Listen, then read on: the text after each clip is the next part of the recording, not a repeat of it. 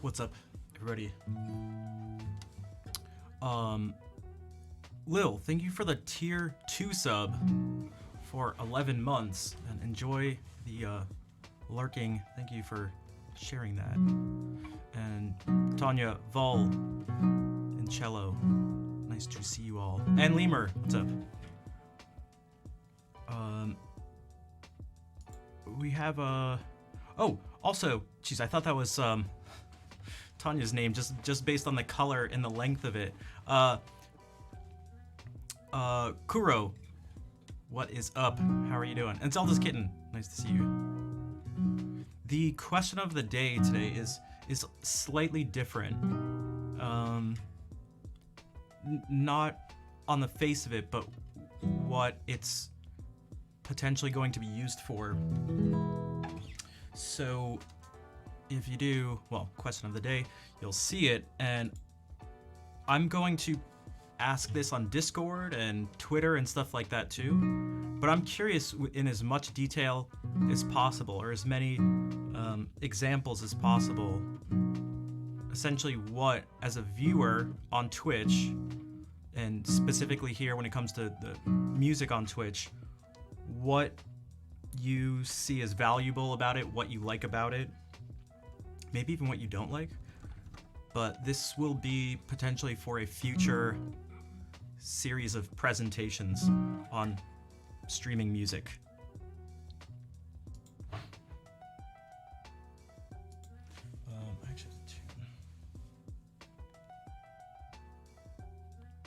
So the more people I can get feedback from, the better.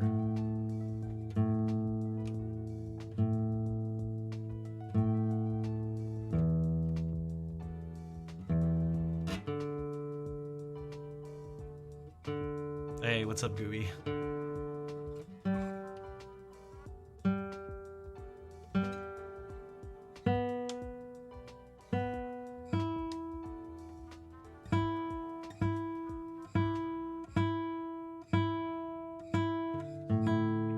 Goobin? Nice. Okay, so besides seeing me, of course, obviously, let me know if there's anything else.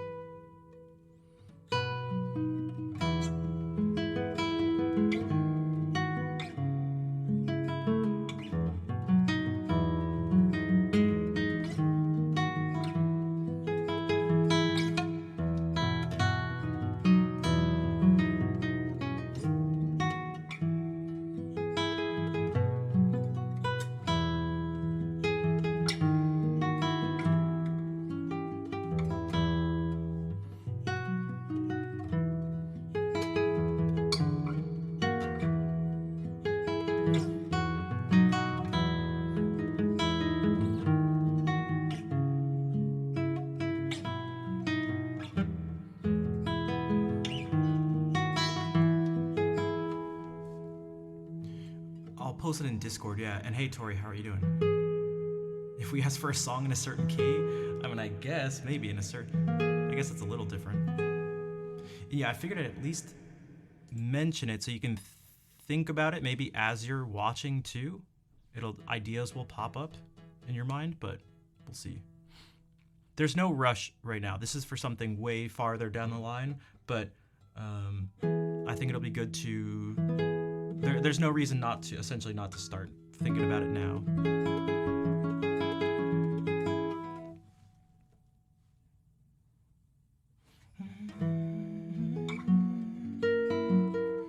So one of the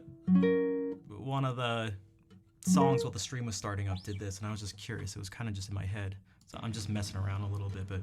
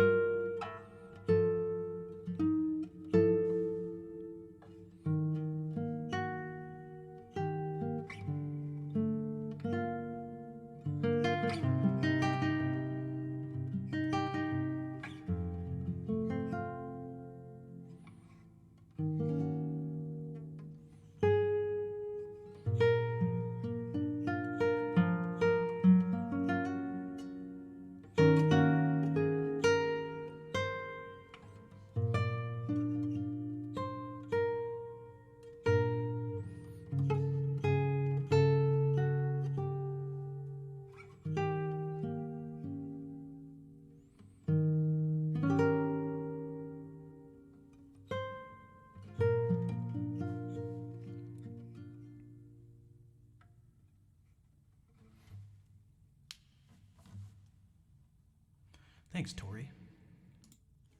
There's there's a something I wanted to sort of experiment with a bit. I didn't actually do it too much in this, but I did a little bit, and that's the idea of using modulating to somewhere new relatively suddenly, but also attempting to do it in a smooth way.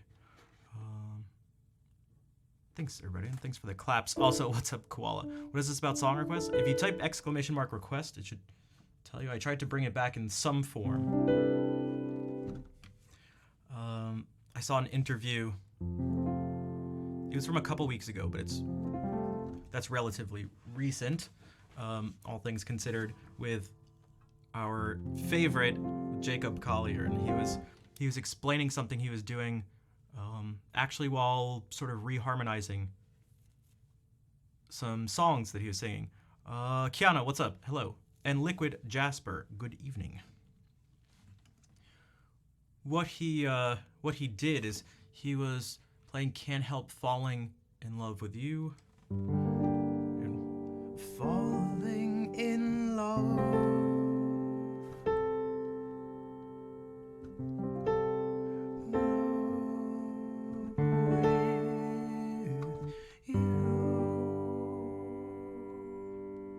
And so he, Wind Beneath My Wings, I cannot. If you want to request something, you type !SL or request. Or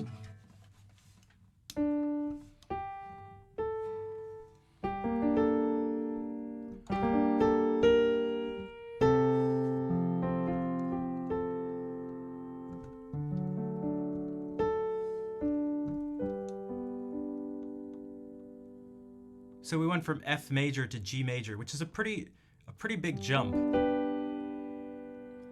Not the biggest jump in the world, but they're not closely related keys. They differ by more than one sharp or flat. But by focusing on this note, also, I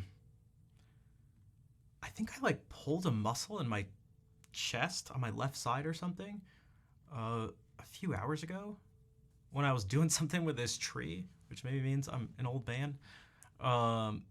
So that when I like bend or turn a bunch or actually take like a really deep breath with my chest and it expands out, I get like a pain. It feels really tight. So if I make faces like I just did or make like a sort of grunting or groaning sound, that's what it is. Keep looking. Okay. Take care, El Narion. Good luck in your quest. I don't think it's anything serious. At first I was like, am I having a heart attack? But it really is just like totally physical. But yeah, so I may go like, or do that in the stream. We'll see what happens. But if you do this, so using this note A, bring up our handy dandy keyboard. Okay, so if we bring up this A, and we go,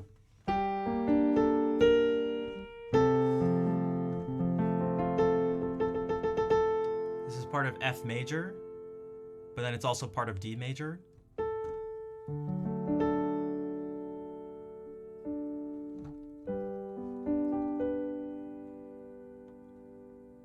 Something else that helps is that this chord isn't in root position. And especially because there's a C in the bass, it is kind of similar to this progression in G.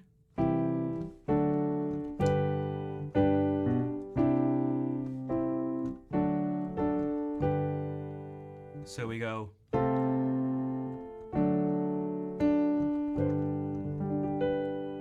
And what can also help is when the note being held out is the highest note you hear, the one in the top voice. So again.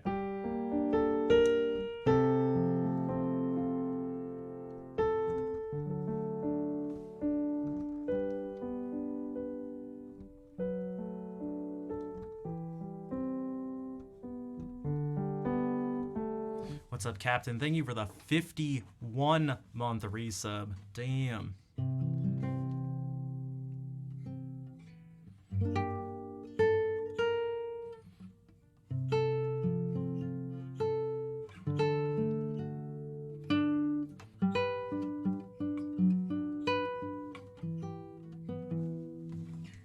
The keyboard overlay, check this out. It gets even crazier if we do it as the entire thing.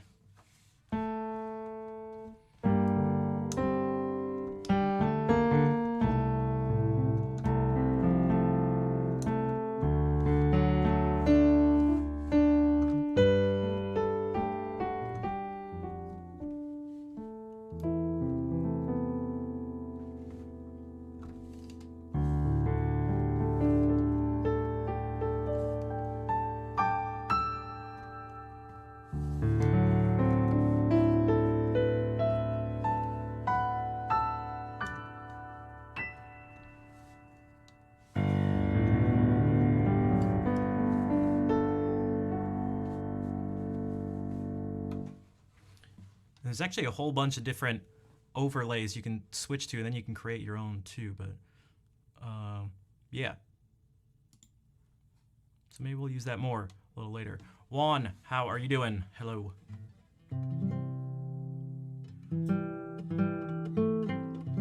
You still have the old Synthesia? Well, if you're willing to, I think it was $25, $26 or something on Steam, you can get this. It's called Keysight. It was actually made by someone who streams on Twitch. His name's Egglyberts, but also stuff. Okay, I'm going to play something that's not improvised, not sight reading. We'll try to do something that's relatively solid. So I actually I feel like I haven't played these in like a week or so.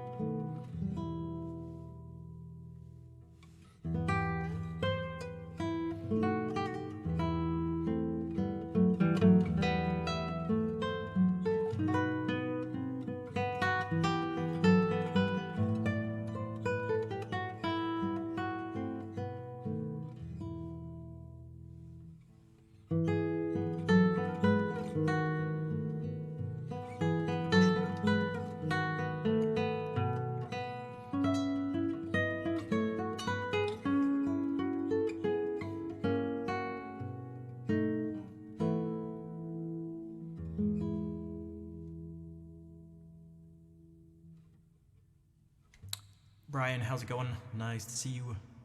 And Flatterson as well. Both coming in, the same color names, the same emote.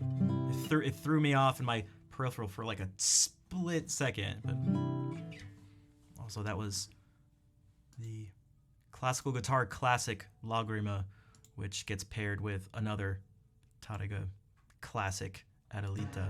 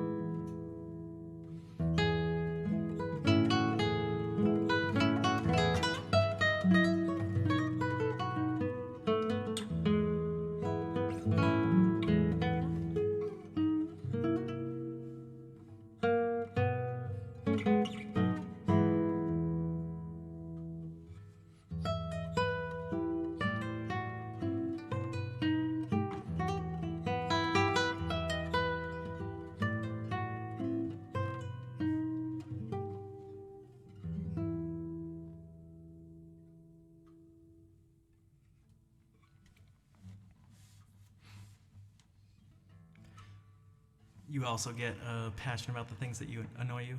I feel like that's almost part of being annoyed. Now that I think about it.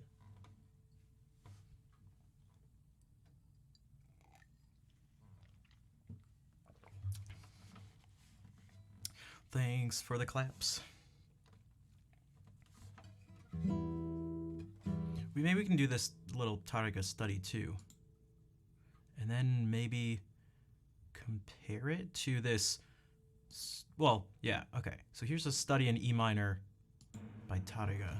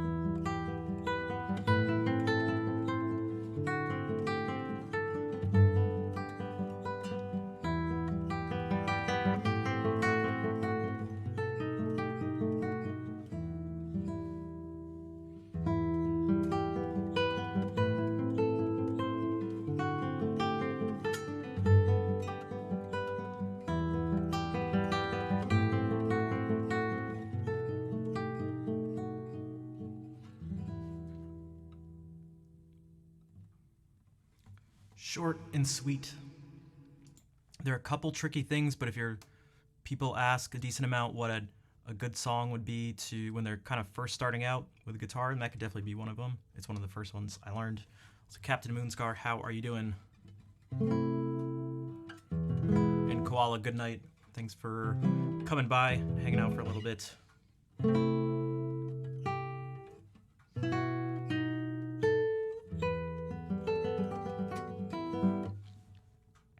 Okay, so this is like late 19th century stuff, Spaniard, Francisco Tárrega. Another Spaniard, but a little earlier, more associated with the classical era, Fernando Sor wrote this study in E minor. And so what does this kind of sound like? Also, I think I got this thing set up so that it should flip. It did, but there was a delay there. Okay, that makes me a little nervous. We'll see what happens.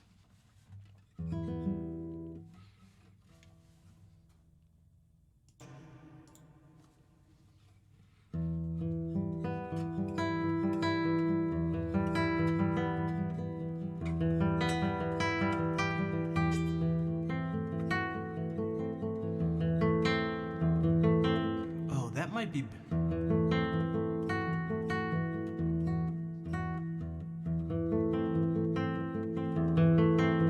Switching my thumb to there might actually be better. Okay.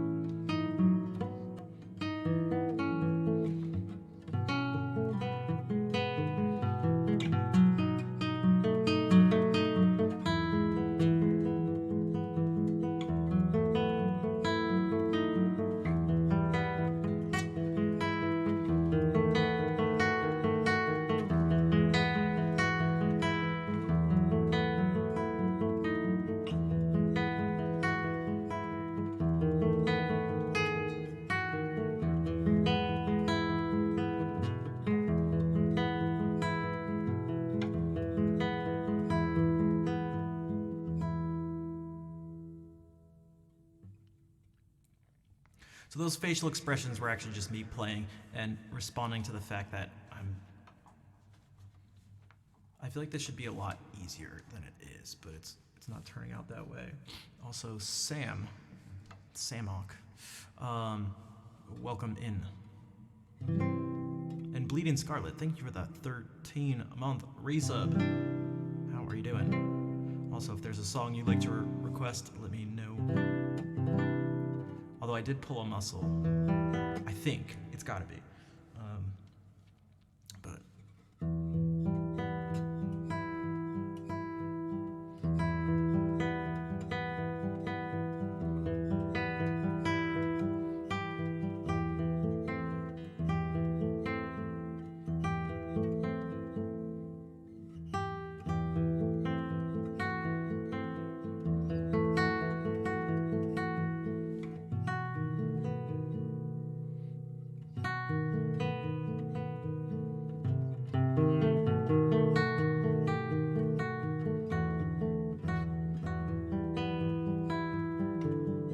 I don't know why this is...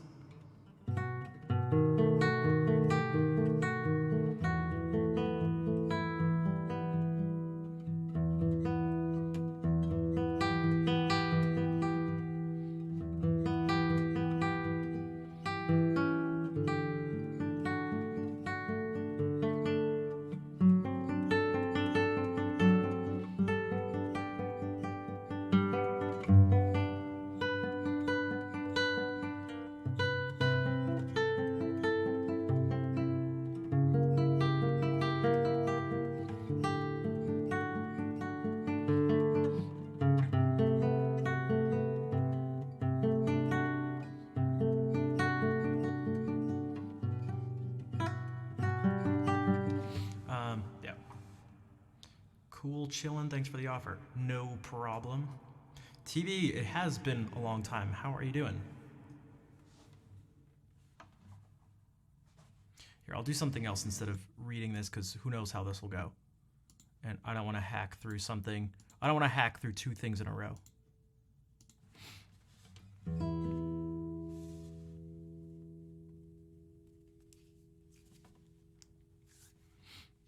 Probably doesn't help that my fingers are a little chilly. If I remind you, Joan Baez, Diamonds and Rust. I don't know if I've heard that before. But I could check it out.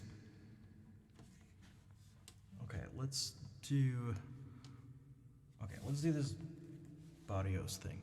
Okay.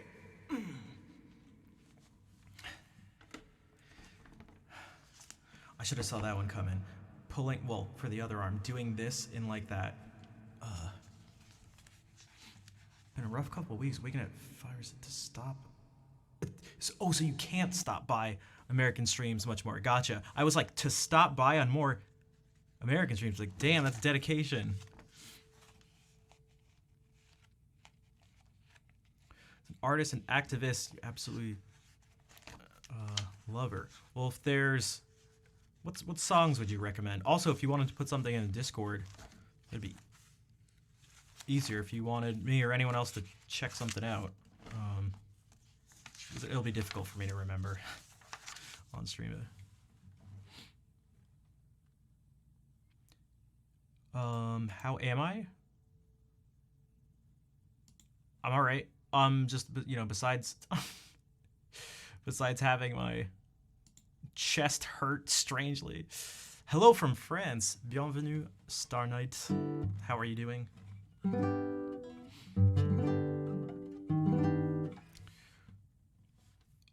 Yeah, it's just a bunch of things on my plate at the moment, but there's most of them are good. Some of them are just a pain in the ass, but that's all right. From Cyprus, nice.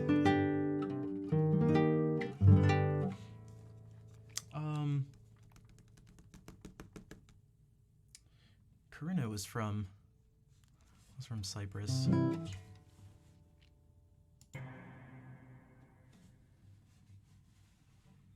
Right, Barrios. I will make this as cathedral-like as possible.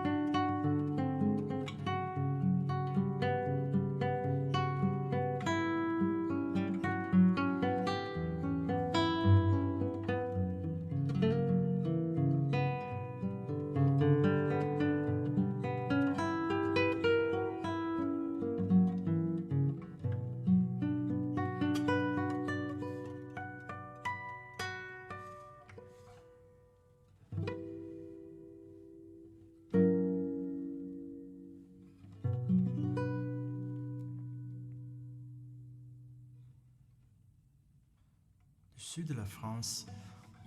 Bonsoir. Is that one of Marco? Oh, that is definitely Marco's heart. Yeah. What's up, Kira? I haven't been by Marco's stream in a while. I should probably just... Not like he's sitting there streaming going, where's Schnav? But I was in there a lot, especially last year. But love the stream background. Thanks, Star9. And thanks for the claps, everybody. I got weirdly... I think I've been thinking about a bunch of stuff, but over here I got weirdly distracted.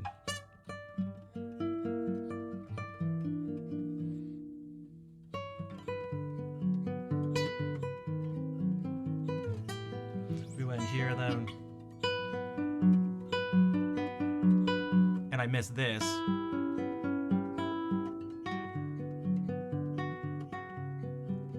So I just tried to pick up there.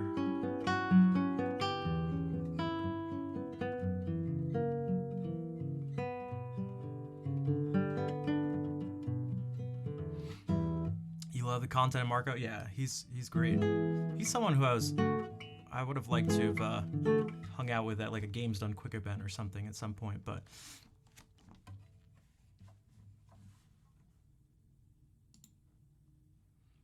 who knows if that will happen. No. Buttery recovery. That's what I tried. The goal was that if someone didn't already know the piece, they would hopefully not realize that I just made up a couple measures.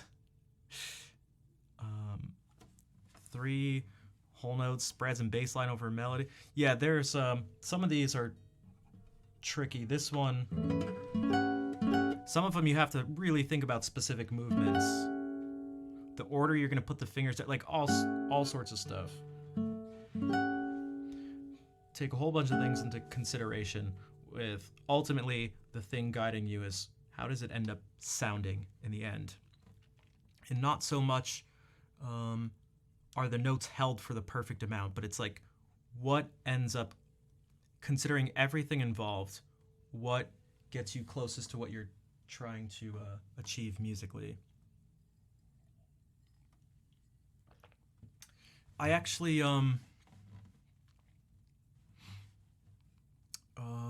this piece, another Barrios piece, a bunch of people treat this chord in a few different ways. That happens right at the end. Because that's not easy, I'd say, for anyone. Because if this is easy, then what's hard? There are obviously things that are harder than this, but like, is this really easy? Are you sure about that? So I was just watching someone do this.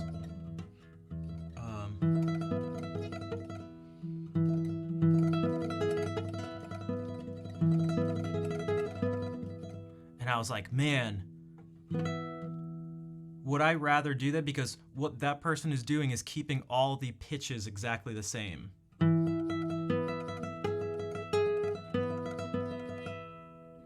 But for one, this doesn't feel very good to me, and you gotta make these jumps, and that's a tiny bit scary, but also it's gonna cut off these notes. And that sounds not super jarring, but it sounds as disconnected as it is, at least to me.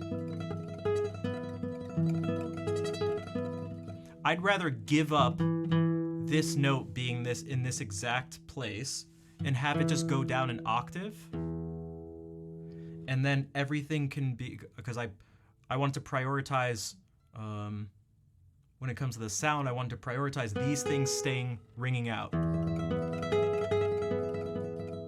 So I'd rather do that than...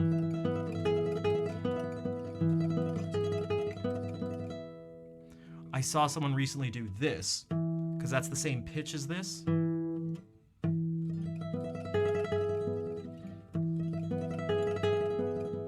Which I thought was kind of clever. It seemed to stick out a little bit to me, which isn't in and of itself the worst thing, but so there was something about this. It's not the actual one of the notes has changed. It's not what Barrios actually wrote, but it seemed to overall be like, it's also the easiest of the solutions too, physically, which is nice, especially towards the end of a piece, as opposed to going.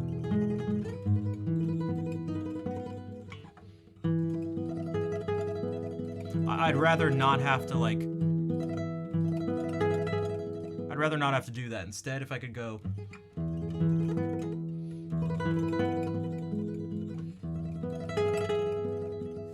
Like. If you can't reach the note, just move it. Yeah, I mean, that happens all the time. Like.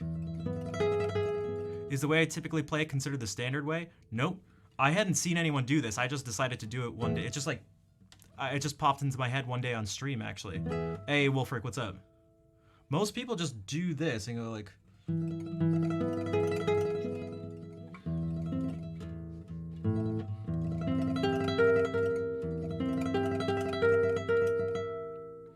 And what I'm giving up is the bass going from this and dropping down an octave, but I kind of don't really...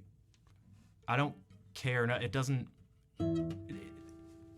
It doesn't seem to do anything to the music. Like, that's the cost I have to pay. Like, okay, I'll pay that cost. That's fine. To make this the sound of the chord, I'll go for it. Sure.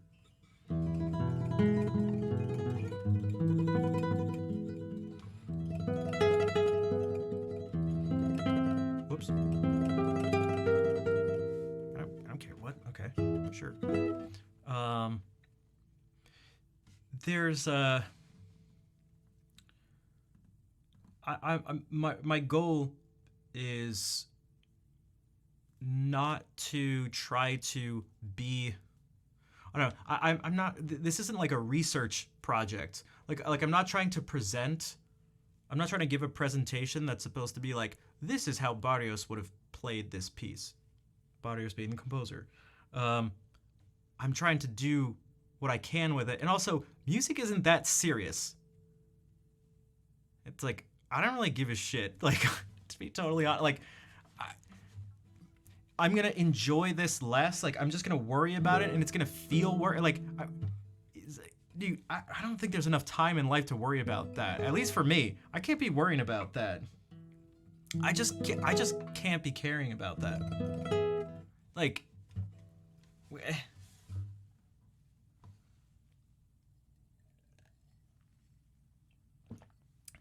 is it really that important?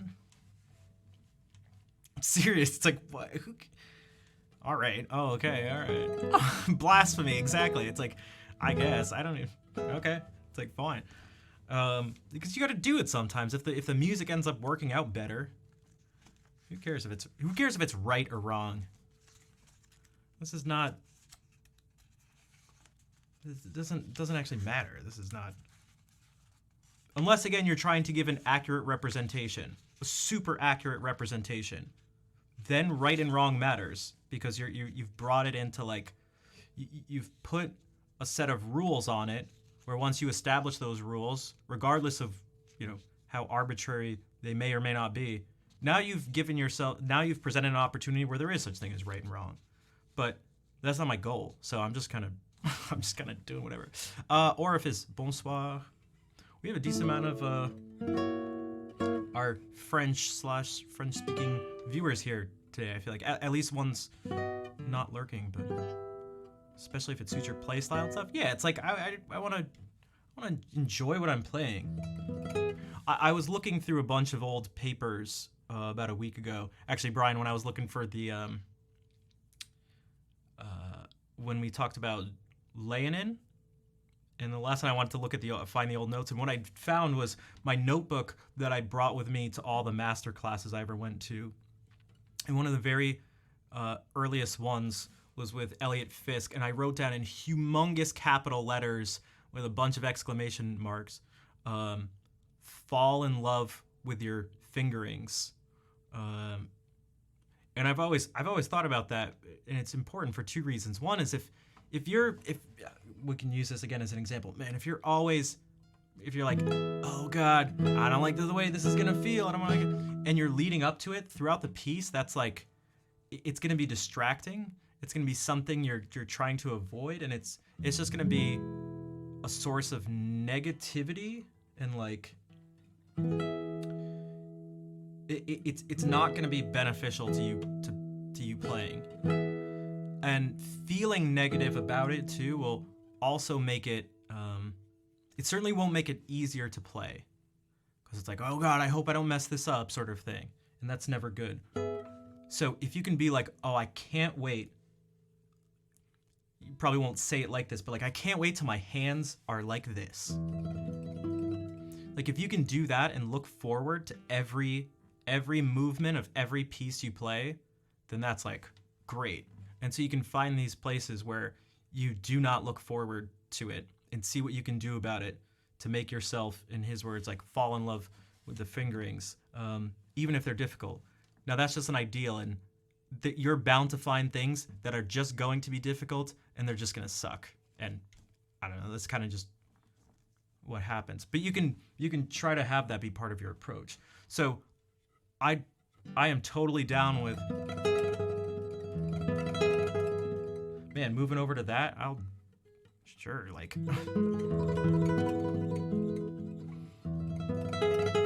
I feel totally comfortable doing that. There's no hesitation.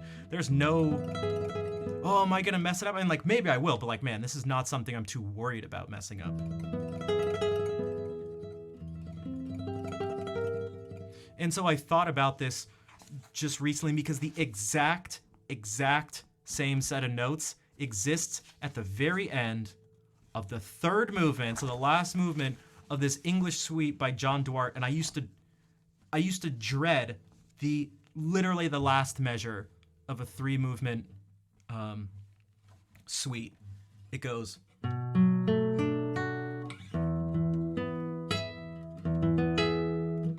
but it's this fast. And so this finger pulled a little bit because and I particularly struggle with this. This is like an extreme version of the thing I struggle with, which I've mentioned. One of the things is getting these fingers to cross, and that's for a couple reasons. But so this is everything in this piece is going to lead up to that. And so I thought, as I looked at this again for the first time in years, I was like, what if I just pull this same move? What if I just go, how different is this musically than, it's obviously not exactly the same.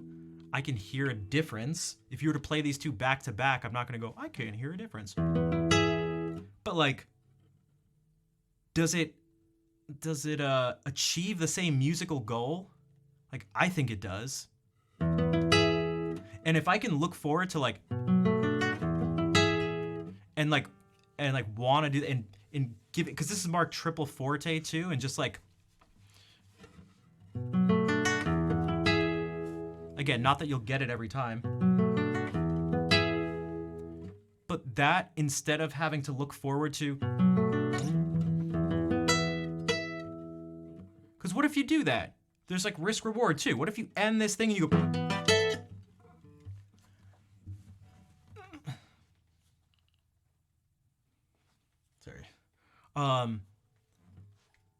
it's like we're not playing this music in a vacuum. Now maybe if I'm like recording it, I don't know, in a recording studio, and you could have a million different takes and splice things up and whatever, sure, go for it. But realistically, it's like more mistakes because more good makes it better. Yeah, exactly. That's, yeah. Then it's like, fine, I'll do if I can have infinite, it's not live and we're recording it. Sure, we'll do that, but like, I'll just do that.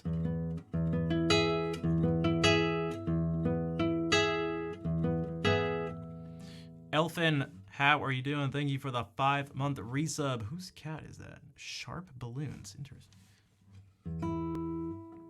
But yeah, that's how I have more and more started to approach these things. And that's just part of one aspect of figuring out your fingerings for a piece of music. Because and people have like sort of different approaches. Would I be able to perform it? I would not. I would not. Many people have asked for Neon by John Mayer. But for the 5, no, I still don't know. I still just don't know. Recording and playing for enjoyment are like polar opposites. I mean, I'd like to, yeah, there's definitely parts of them that kind of that don't overlap, but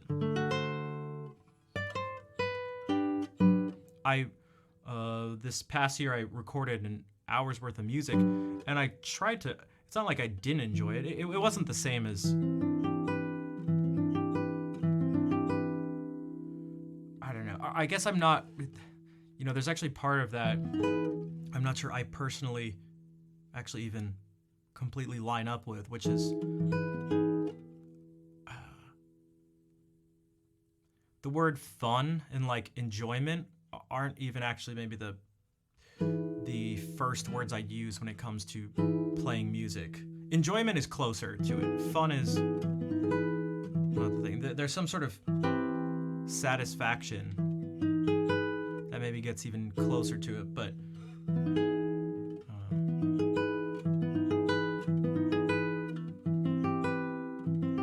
and people have different philosophies on recording too. People have different philosophies, and it's like, hey, that's fine. There's no rules for it, so you can have your own philosophy, and then you sort of, again, you decide what your rules are, then you try to follow your own rules based on like your core philosophy.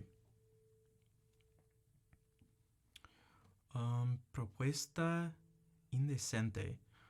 Yeah, I mean, it's just gonna be, for the request, it's just gonna be the stuff on the list, and if it's something that's not on the list, if that's not enough, then I don't know what to tell anyone. If that's, I just don't know what to. I can't play every song in the world, nor do I actually want to. What list? Oh, if you type !SL, it'll bring up the list.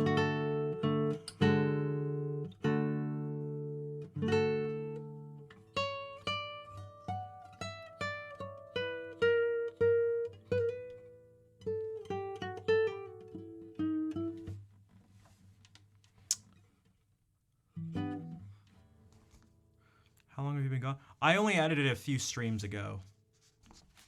Although there've actually only been a few requests. It was funny, and it was almost perfectly ironic in how, well, the only thing requested the first day I did it was "The River Flows in You," and I was like, of course, that's right. Yep.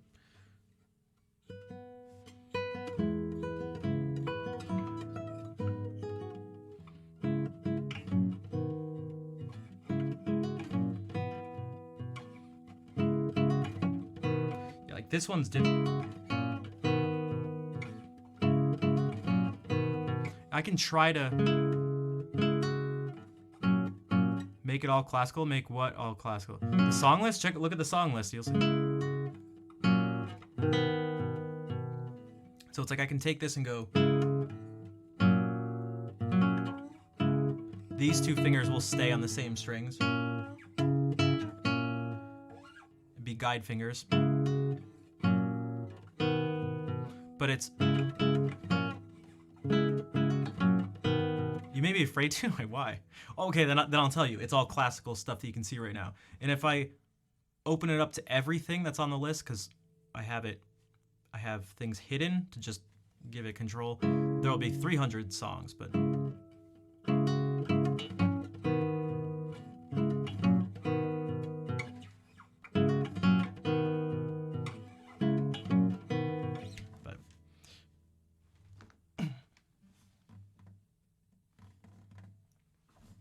It seems like when I stick out my chest like that, it makes sense. Anything that's pulling this part of my like side of my abdomen seems to give me this wave of tightness.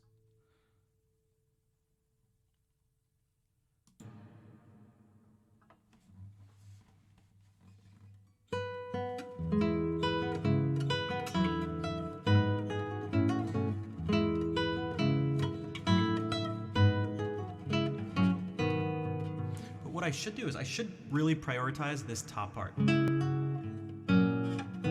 More so than having this note here. Not like this note isn't important. Although it's actually the least important note here. Probably. But this note's really important. So let's try this again.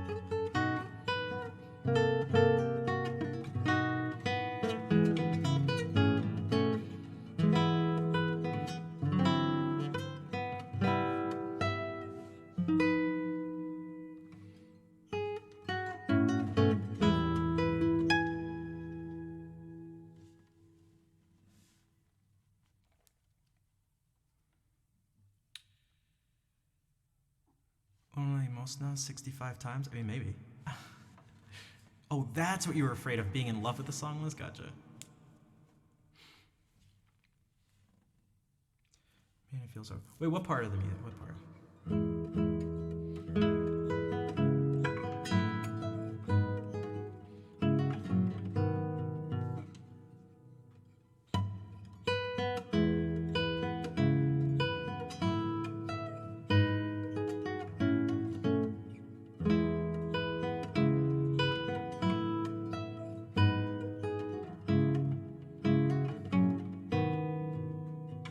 So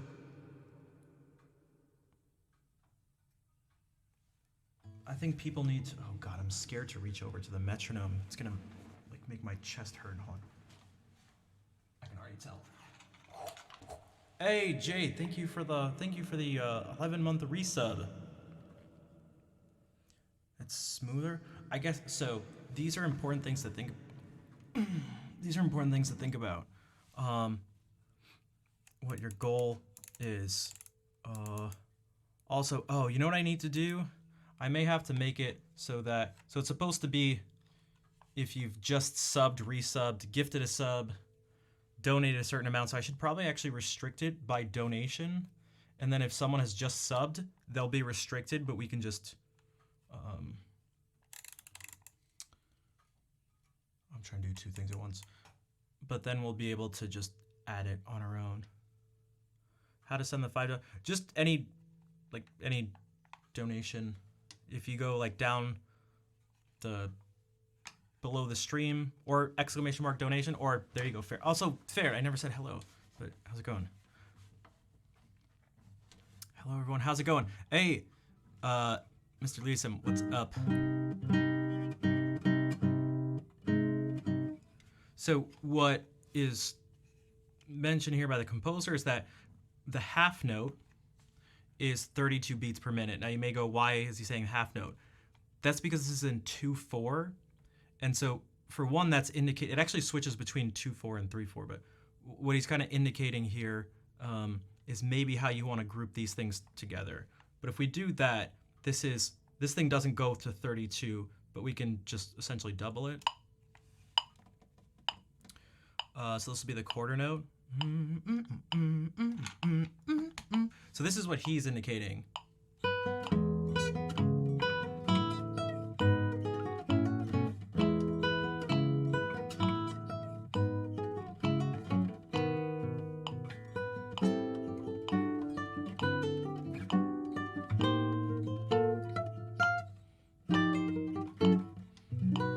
So that's what at least the composer's written. So that's always a good place to start. So I do that, but then I want to think about the feel. So for me, I'm actually not concerned so much about how smooth it is. Like, I don't want this to be legato. To me, it feels very, it kind of feels bouncy and upbeat.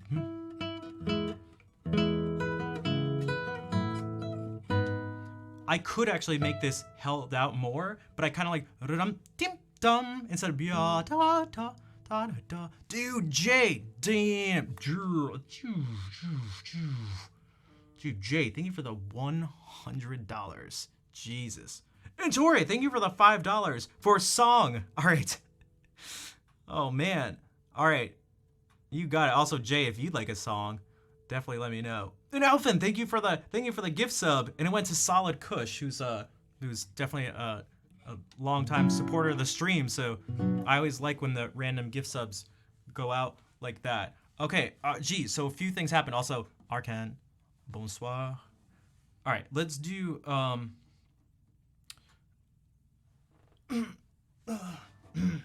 okay, these I'm trying not to be dramatic about it because I think it's not as painful as it seems to me, but it's just because of the fact that it's like not restricting my breathing physically, but like the breathing part of it doesn't feel good. So it keeps seeming to affect me as if I got the wind knocked out of me. That's why I keep making that like sound, but it's actually not that bad. It's just temporarily feeling really weird. And Vol, thank you for gifting a sub to Mr. Lee Sim, and Jay, thank you for the 500 bits, along with the resub, and along with the $100 donation too. Okay, let's do that. We're gonna do Kyrie's. God, I'm scared to move my arms. We're gonna do. We'll do a couple. We'll do a couple. I swear I'm not dying. At least I don't think I am. We'll do a couple things from Kingdom Hearts, and then we'll do Julia Florida next. Because you said you wanted Una Limosna, but I don't know. It looks like you put Julia Florida explicitly. So.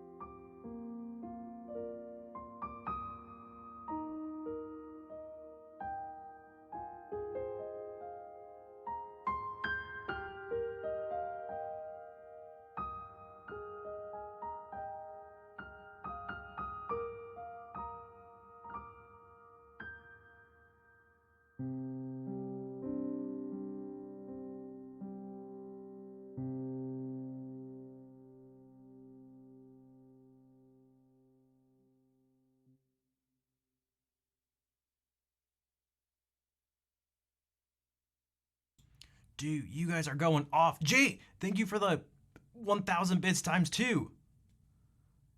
And Diz, what is up, dude? Thank you for the 50-month resub. One of Twitch's most hardcore lurkers and supporters of the music community.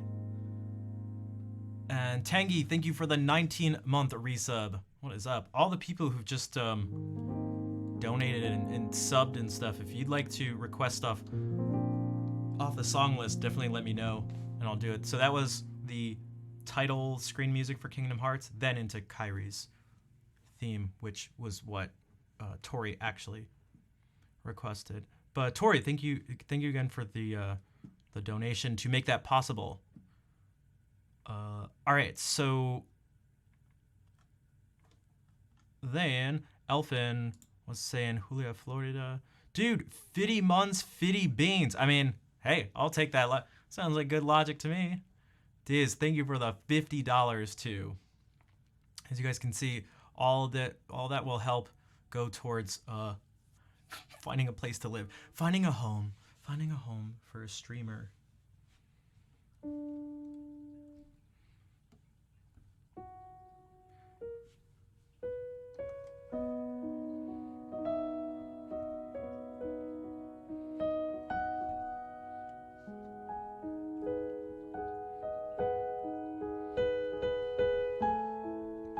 How does it say? I feel like it's on that key.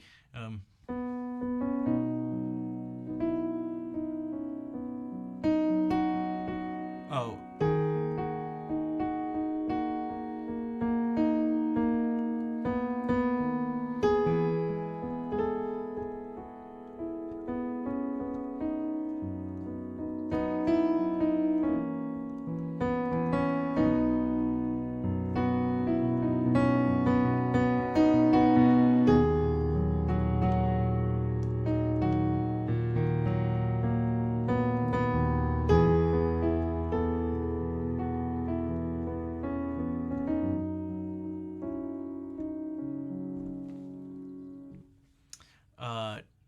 Okay, Diz, thank you.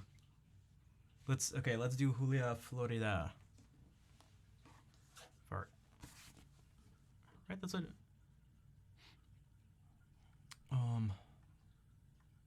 Yeah, that's what Elfin requested.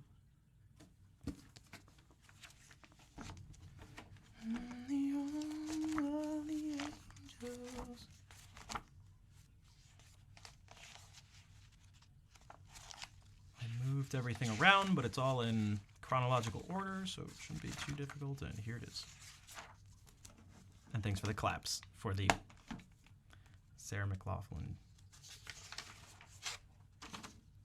interlude thing. Wait, that's your wedding song? Nice. I feel like it's a good wedding song. Although I associate it with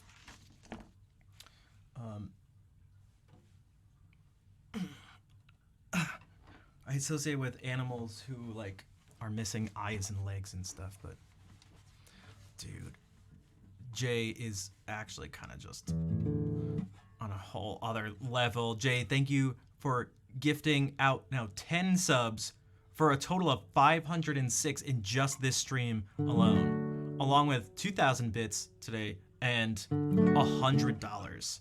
Sorry, 2,500 bits. Thank you, Jay.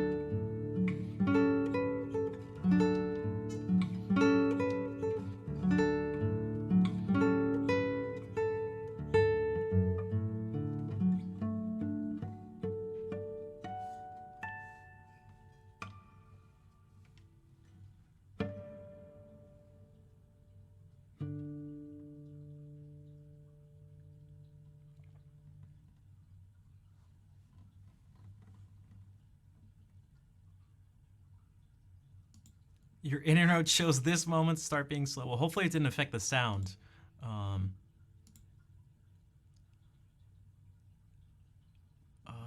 also, guys, thank you for the, was it level 3 completed of the hype train? It usually shows it at the bottom, but I did not get the message. Also, yeah, we are very close to 30,000 followers. It's interesting. It's something I never really thought of too much on Twitch. Because it's honestly not the biggest indicator of success or actually future, really anything. Like it'll, if the person is following, they'll see you on, and if they have notifications on, they'll get a notification. Although that's a tiny portion of people, but it's why just to save anybody who's considering it, if you're starting to stream or you've been streaming, you're thinking about buying followers or something, that almost quite literally does nothing. And maybe someone will fall for it and be like, oh, this person's got tons of followers, so they must be cool and awesome and funny and awesome and cool. But it's...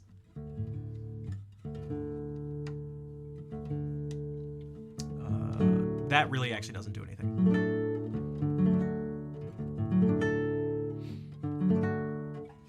Also, a little side note, if you ever want to see who's bought followers, you can go to go something like twitchtracker.net, and you can look at someone's statistics, and what you'll see is the graph goes like this for followers.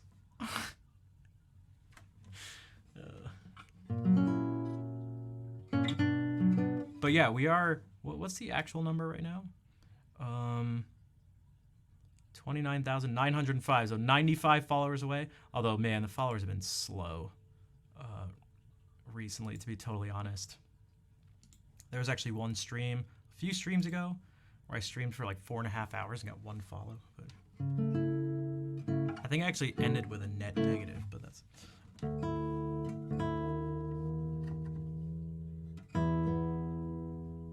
Also, Cheap Asian, what is up?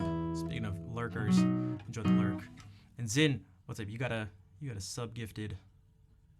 That's what happens when you lurk. You can be rewarded randomly by the Twitch gods.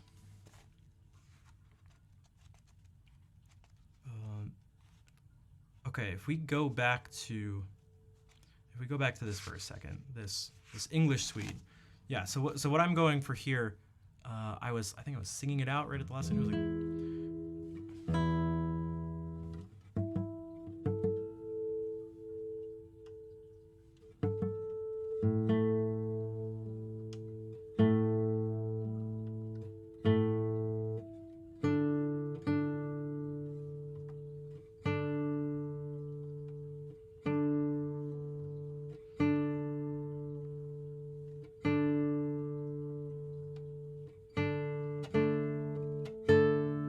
say nothing at all. Do I know that song? I'd have to hear it.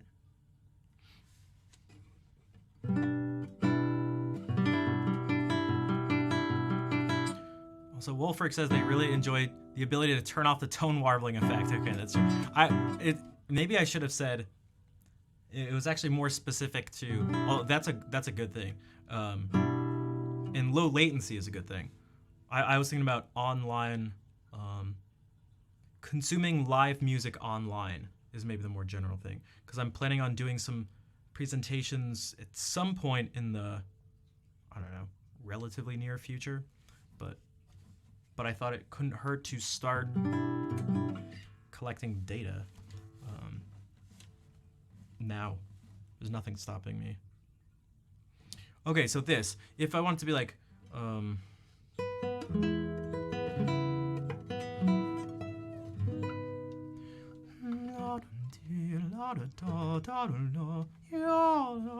like it's not what I'm it's just not what I'm going for. It's not what I'm feeling.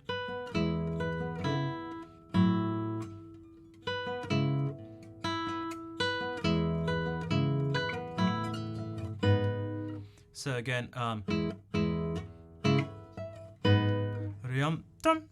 potentially. Lauren, thanks for the follow. Also, Real Armvar, what's up? And also, this doesn't need to be the same each time. Because when I went back to the coda, you hear this again, and at that point, I don't know if you know, but I tried to make it just.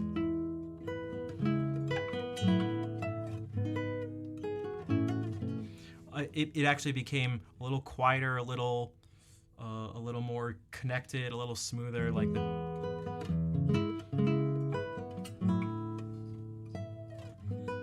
So there's all sorts of stuff you could do, but it's just based on like what you're trying to, what your goals are, and then once you set those goals for yourself, then you now have the option. You've given yourself the ability to evaluate the value of your musical choices. Because if you don't have any goals, then you can't decide whether your choices are good or bad. Because it's like good or bad to what end? To no end. And it's like, I don't know, you can do whatever the hell you want. I can throw the guitar. If I have no goal, then it's what does it matter? Sorry. Oh.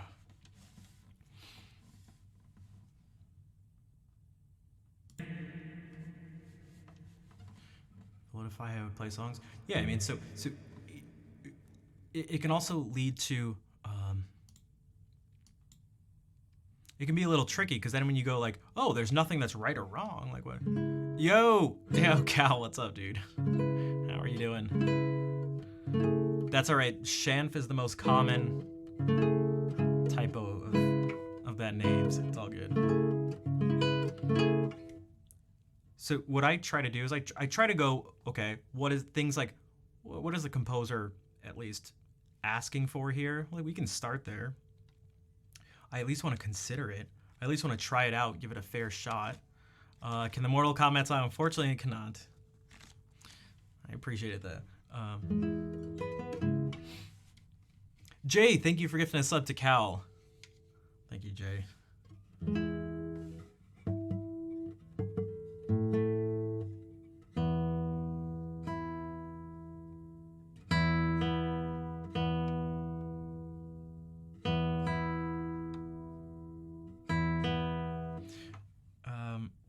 What was I just saying?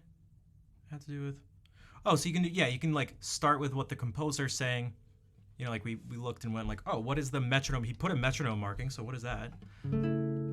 Mark Rides, what's up?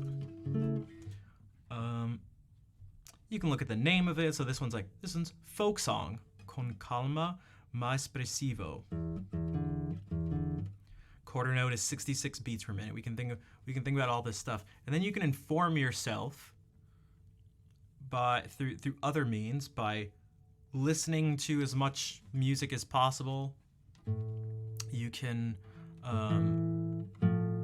break down some stuff like this. You can break down the music itself and do all these things to make it so that that thing that you genuinely and authentically feel is, I don't know, close to how you'd want it to be, as informed as possible, and then you go from there and you kind of make your decision. Because how do you tell yourself how to feel something? You can't. It's not something you can do. Jay, thank you for gifting another sub, this time to Mark. Thank you, Jay. Because if you're trying to play something that you're not feeling, well, I feel like that's kind of like the worst of both worlds. Unless it's for a purely experimental or learning sort of thing. So like maybe you're in a master class and they're like, try playing it like this. And you don't want to go, well, I don't feel it that way, so I'm not going to try it. It's like, just try the thing. But when you make that sort of decision, when you go, I'm going to play something, I'm going to do a performance of this, however formal or not, then you kind of let your instinct take over. Do I do live learns? Not really. The closest thing to a live learn is an improvisation, which could be based on a song. I might like listen to part of it and take part of it and use it as a basis for improvisation. If you do !improv, that'll give you some of the details. It could be a series of notes. It could be a style of music, a time period, a chord progression. That's real wisdom. Thanks, Kiana. That's what I mean. That's I've had to think a lot about this, listen to other people's thoughts on this, and that's kind of where I've sort of settled right now. It actually happens with the improv stuff too. Thanks for the. You are very welcome, Tori. Thanks for being here. Thank you for the donation too. It happens with the improvisation stuff, which is something else I'm trying to formalize even more. Not just the list of things to study and work on and think about, but also the more sort of, you could say, like philosophical points about it. So, for example, the point of practicing these improvisational exercises is not to use them exactly in an improvisation. It's like that's the time for a whole bunch of structure and experimentation. And what that does is the more you do that, the more ideas you have and the more that seeps into your subconscious and it seeps into and informs your instincts, so that then when you're playing, you do the opposite and you kind of turn your mind off and you let whatever happens. But now you've done it where you've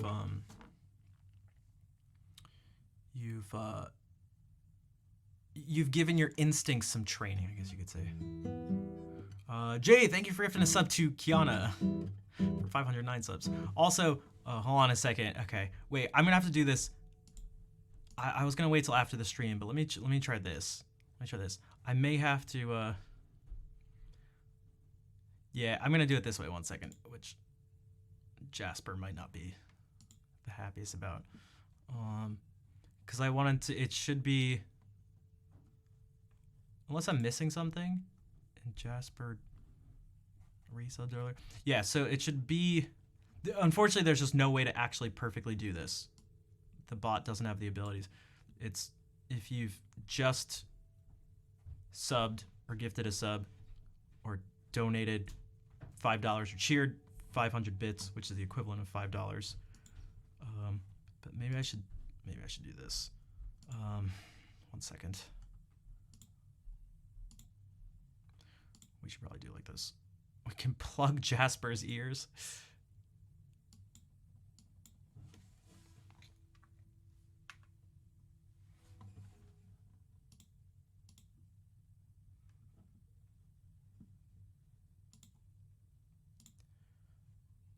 Okay, so now I'm wondering. Now it should.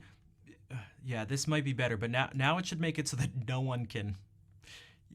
I don't think anyone can formally request stuff. Like the bot won't accept it, but we'll just have to sort of do it informally. It's just trying to figure out how to do it. Okay, yeah, no, it's all good. Although you're subbed and you've gifted subs, I don't know if this is like cheating or not, but maybe we can just do it because you've like a retroactive.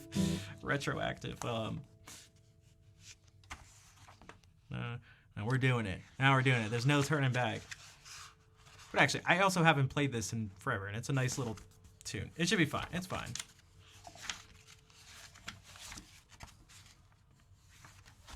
It's fine.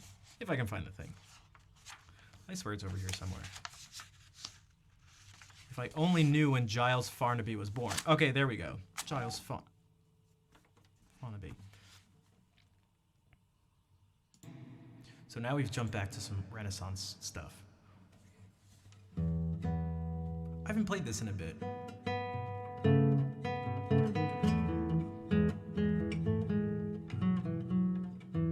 So it may be a little janky.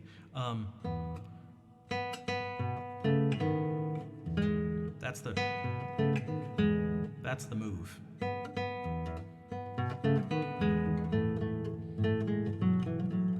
Hey, Ned, how's it going?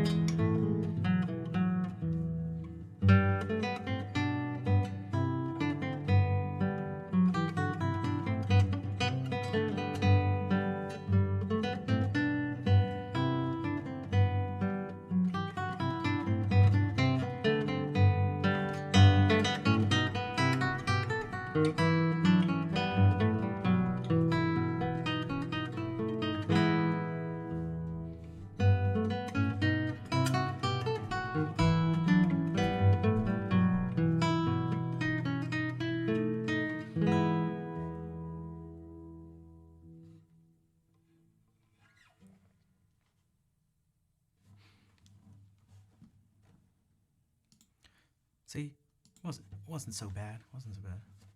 Some other streams you do, they have song requests off for all but mods. Yeah, we could by mean, do I mean listen to? I figured that's what you meant, but yeah, that's like essentially how it is. I'm pretty sure I have it set, at least I think I do, have it set so that the mods can request anything. So they'd have to take care of it, but it's been so long that it's like not an expectation of the mods and stuff. And I could essentially I could even just play the thing myself. Like, it doesn't actually really have to be in a list. It probably would start to be that way if all of a sudden there were tons of requests. But I mean, in the past week since we started it, there's been a few streams and it's been almost non-existent. So it's like someone requests something and I just play it right away. There's no need for an actual list at the moment, but maybe eventually. Also, thanks for the claps, Flatterson.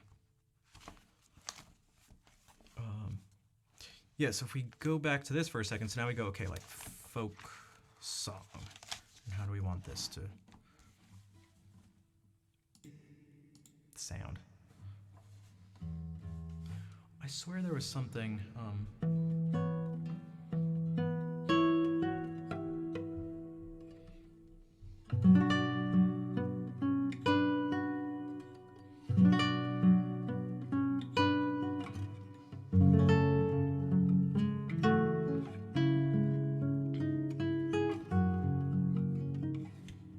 whatever, I'll just play. Where was it? Doesn't matter.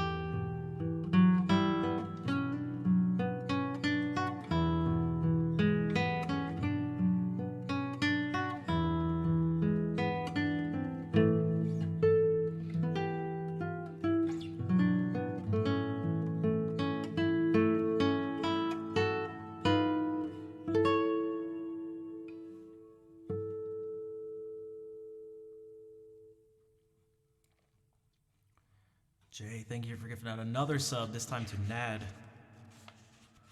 Thank you, Jay. And now round dance, which this one should be relatively clear, maybe, that you want it to be more upbeat and rhythmic.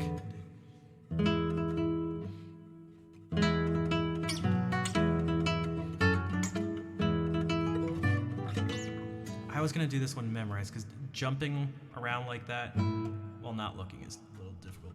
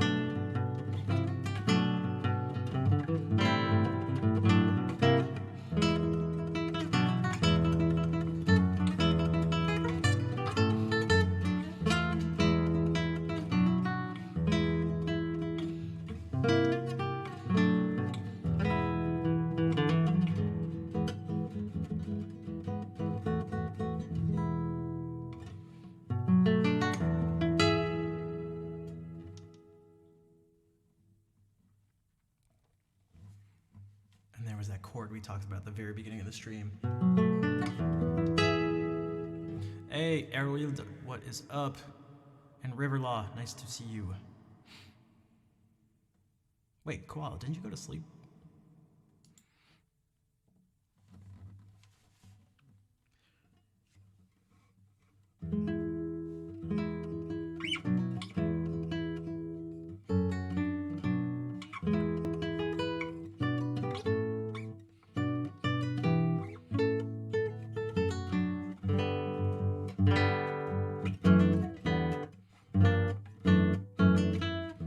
You're asleep, you All right. I don't see anything. You know, you can be sleep typing. I've done that before. Thanks for the claps.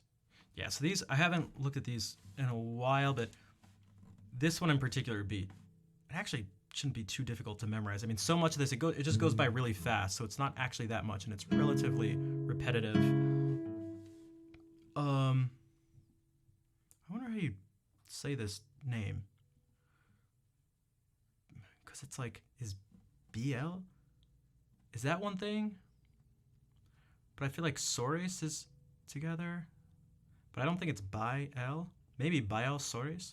Hello, welcome in. Let me know how to say your name if you'd like. Goes Gaming, what's up? How can you request a song?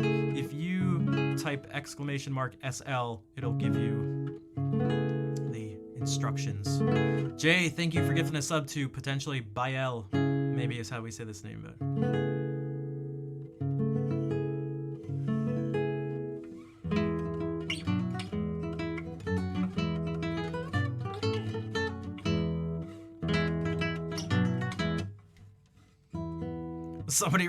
Somebody quick request the first cello suite. So I randomly just flipped to this. We haven't played this in a little bit, so I'll do it. This is not Bach's first cello suite. It's not even close. For a different instrument, different composer, different time period, basically different everything. This is one of the Valses Poéticos by Enrique Granados. I'm scared to reach over here.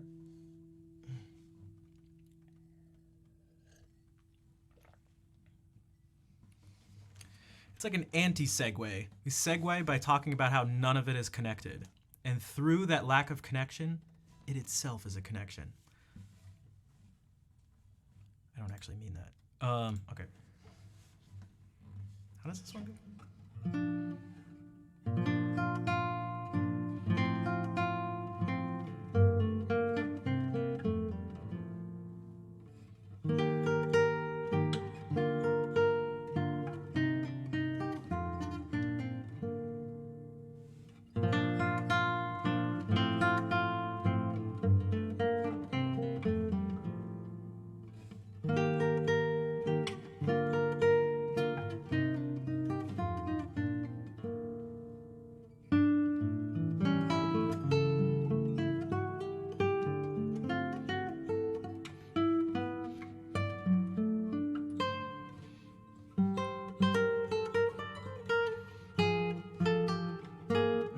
I haven't played this.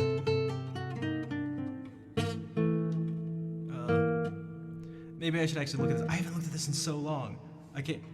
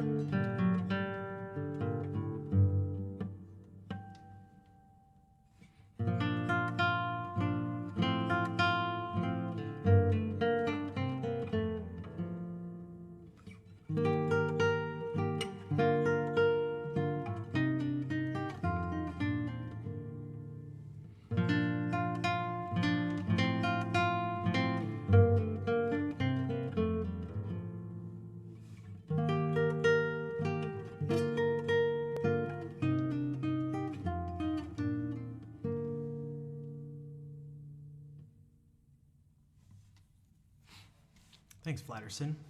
This is actually a really good example of more of what we were talking about before, where what's your favorite part of Twitch music? Music. Maybe I should have added this. I tried to keep it short, but it was sort of like, as opposed to seeing music live in person, what are the? I mentioned this a little earlier, but for the people who weren't there, I'm planning on doing. No time like really soon, but presenting, giving presentations on playing music on Twitch and just online in general. And so I'd like to compile as many positive aspects about it as possible. So I figured who better to ask than the people who are, well, watching it. Convenience, I think so too. Yeah, so for one, I have my own ideas from it, but there's no way I've thought of everything. And also some things that are people aren't people differ in a lot of ways. So people may have things they like about it that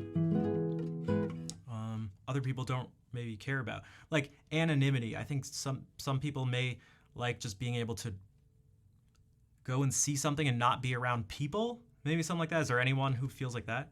Because I personally don't, but I could easily imagine and understand why someone would.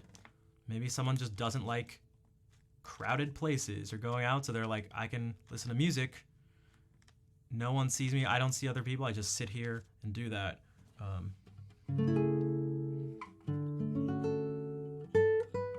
Okay, that's Kiana. Yeah, I got you. Right, so that's definitely what I could see that as being one of the things that's nice, even though I don't feel that way. Back to the like interpretation stuff.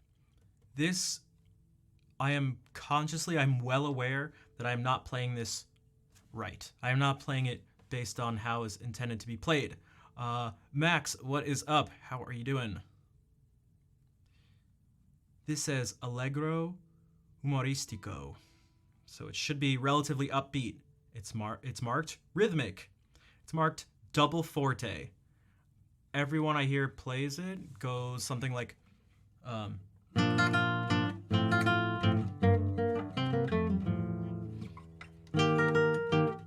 it's typically this yada dum dum yada dum dum yada da da da da da dum. So it's not da da dum dum da dum dum dum da da da da da da da dum, because that is even actually straight. That's just like how it's written, but people tend to exaggerate it even more. Yada dum dum yada dum dum da da da da da da da dum. And so I know that's like what it's kind of like actually like supposed to be, but and I've heard it like that so many times, but to me I'd rather, again, because I can do, I want to play like this. There's something very peaceful and pastoral, maybe you could say, about this, where it feels like a town in a video game or something.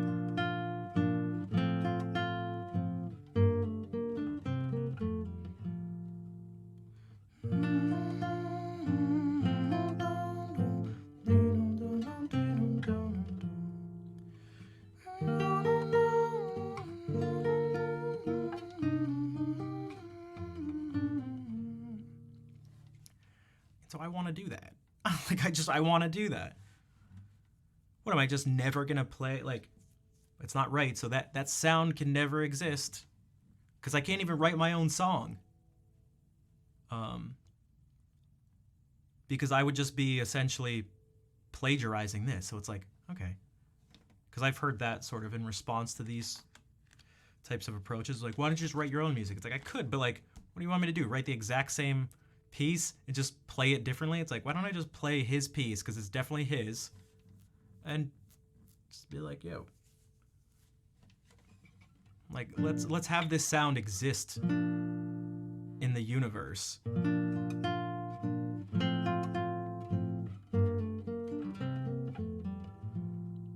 Mischievous Tree. Play some Leonard Skinner? No, thank you.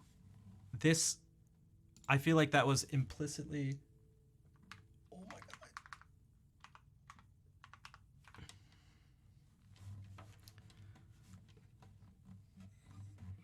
god. Nice guitar. Thanks, Alan.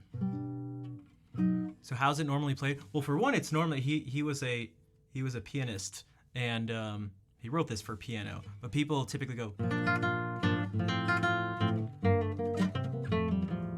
It's marked allegro. It's marked rhythmic. It's marked double forte.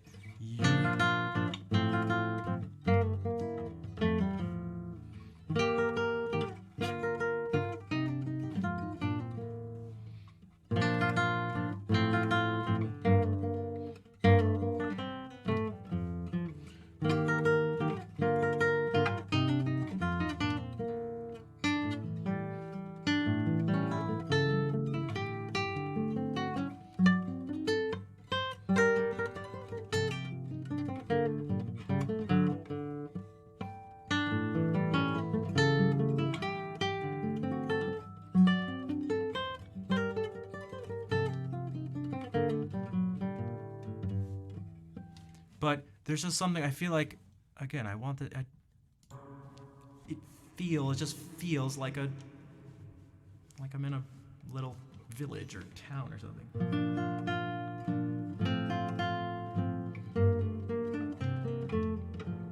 especially when we have this thing.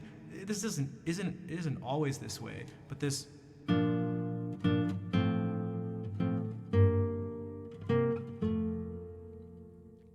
Because that could be like.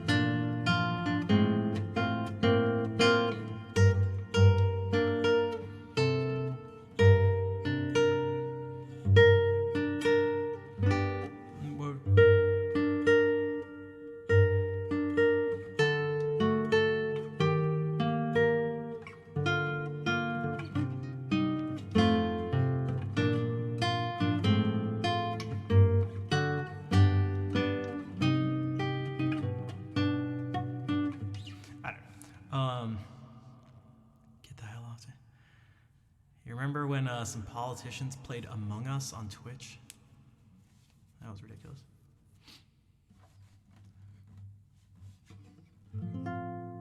It was almost like it was for a medieval setting or something. Oh, I see what you mean. Like, maybe you could feel it doesn't. That's not how I'm like particularly feeling it, but just again, whatever this is, like, because these are, I guess by name, they're waltzes. Although it'd probably be good to check, but I don't think they were meant to actually be danced to.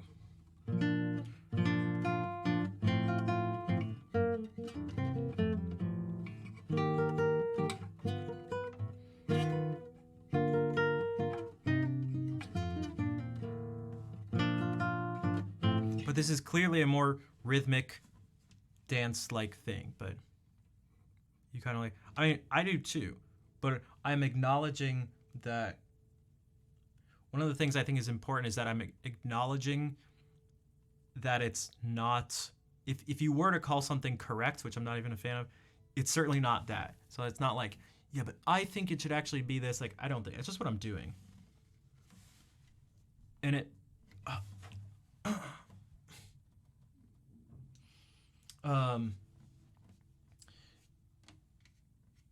it may seem like semantics, but I think it's actually important because people get caught up on those things. They get caught up on whether it's right or wrong.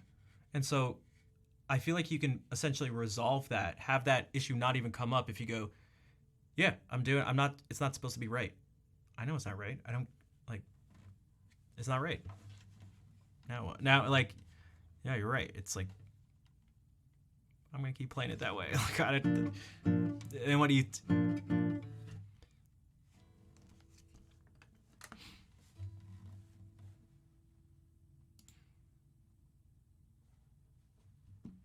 That's why I said, I want this sound to exist in the universe. Because then I feel like that's the only thing you can say against it. It's like, okay, so now I'm admitting it's not right. And so what are you going to argue against just me playing? Well, I can't, this sound can never be uttered, like from like you can't just create, like, okay, chill out, bro. Line dancer, someone who's walking on a string, don't know what to call it in English. Oh, I mean, we have line dances, although I'm assuming it's of a different nature, but.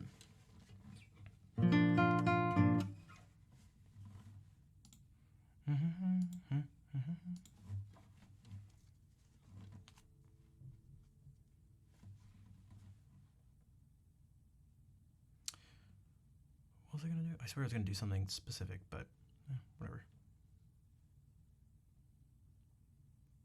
Oh, like actually, okay, so not like line dancing at all. Nothing like line dancing. Gotcha.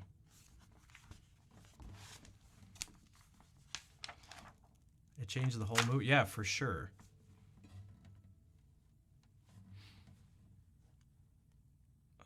We'll jump to we can do some Renaissance stuff. Or actually, what if I do some sight reading things? More stuff by Fernando Sor.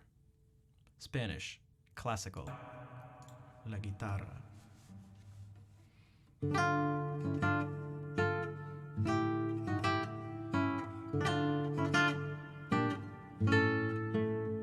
It's supposed to be faster, but this is not really by choice by Maynard. This is just purely being able to sight read because you're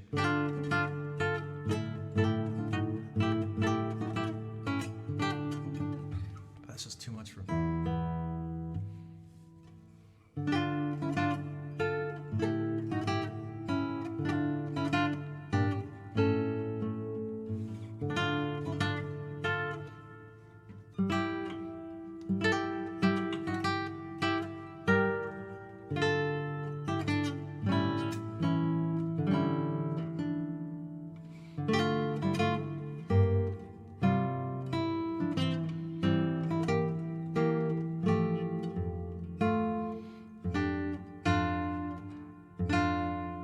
What?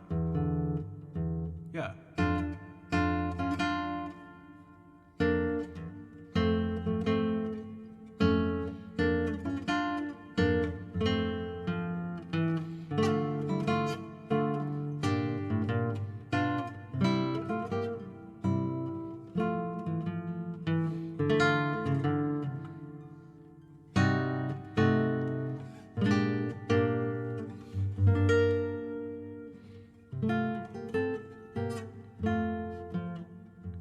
Oh, I can't see that.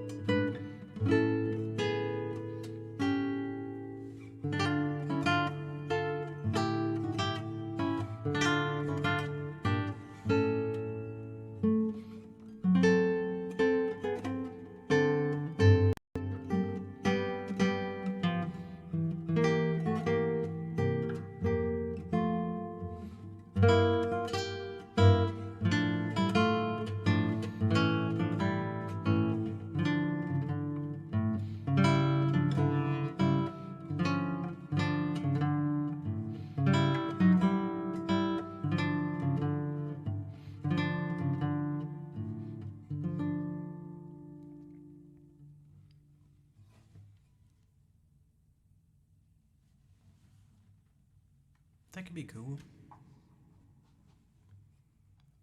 Napoleon Costa. So this is a little later, but we got more stuff actually written for classical guitar. End of the classical era into the romantic era.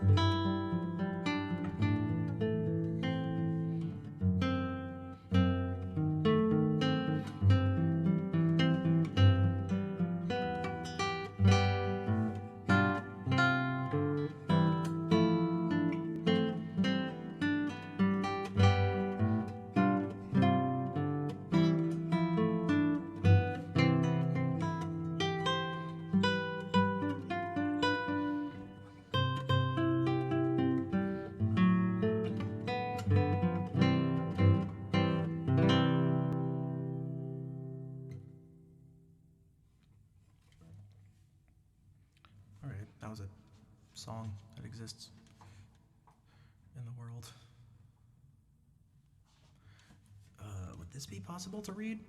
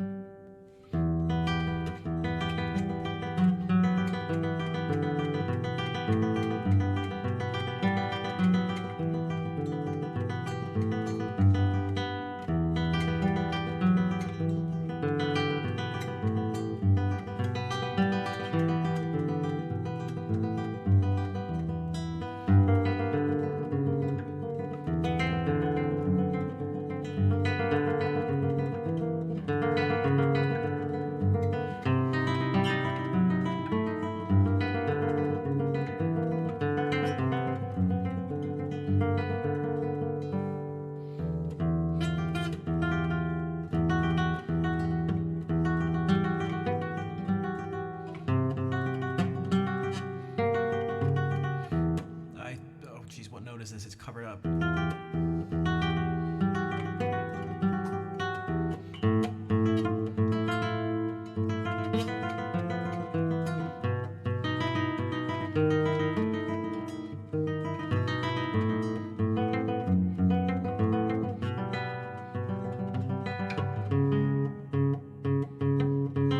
Ugh, okay.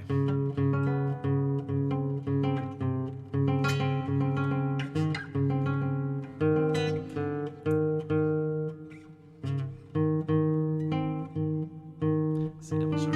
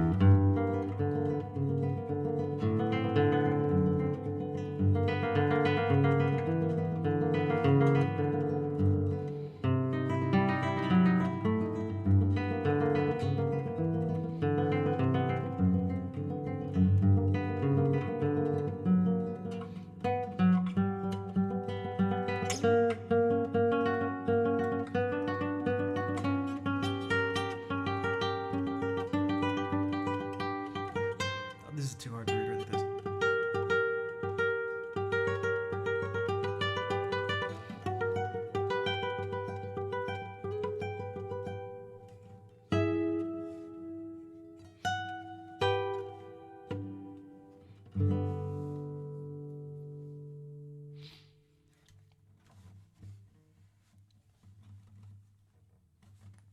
Go to bed and fall asleep. Interesting. Well, that's a good point. So that, let me actually, I should be writing some of these down. I even had this up, ready to do that.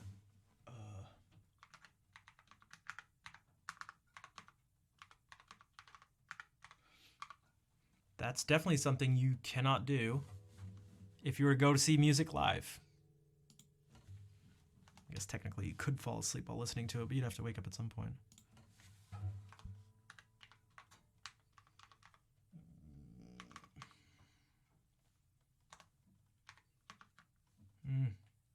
Typing with one hand is hard. Actually, let me do this because I gotta run to the bathroom real quick. I'll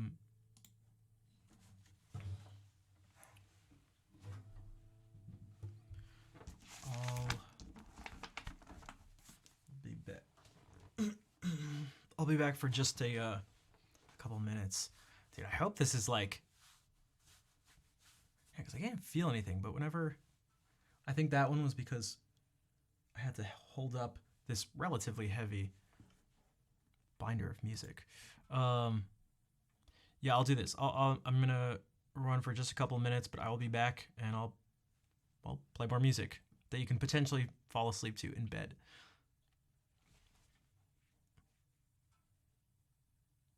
Where's the thing here? There we go.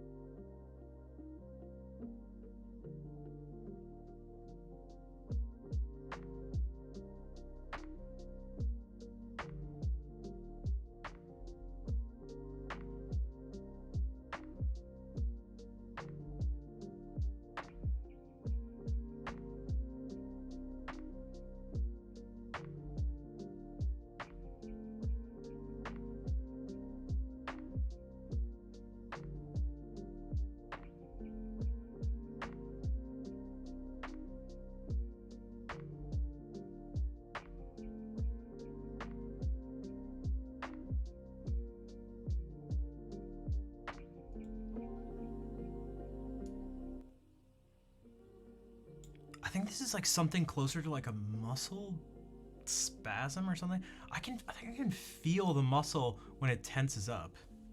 Right along here. It keeps happening, but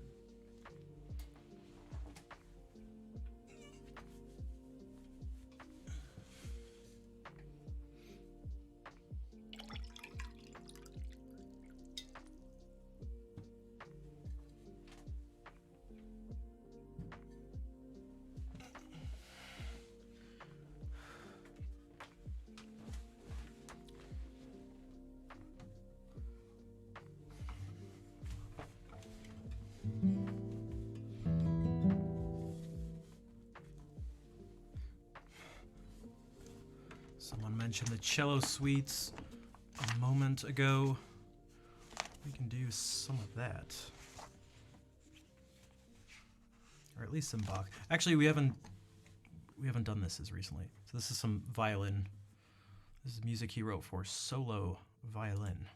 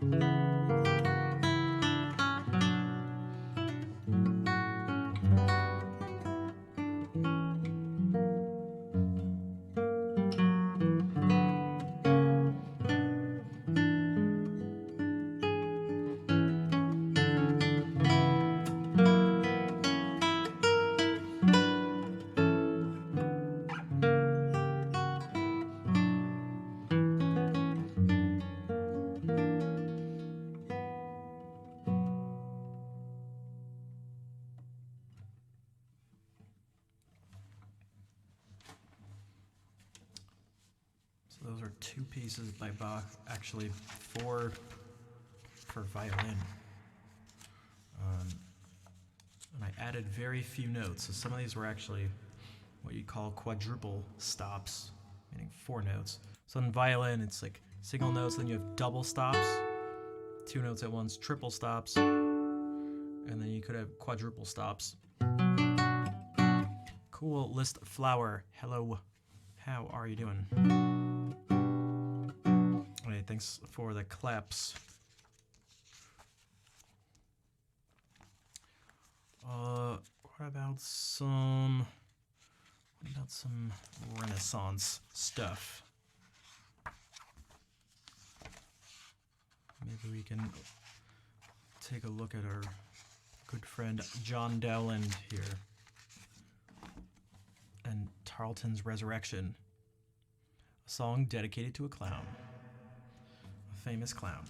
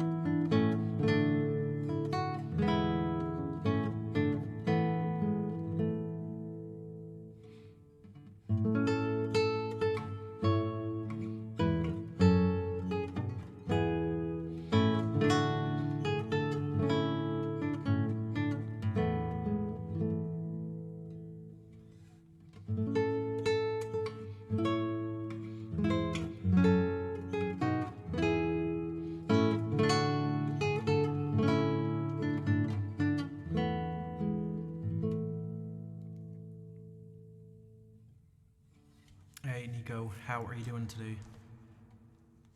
Brian Adams, everything I do for you? I cannot. If you'd like to check out the songs I can play at the moment, you can type !SL. It's just the classical stuff at the moment, but there is a good amount of it.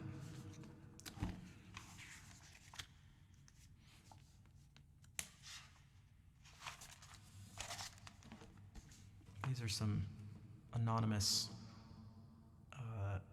Renaissance dances. We'll see. See, what did I tell you about Diz and his Larkin?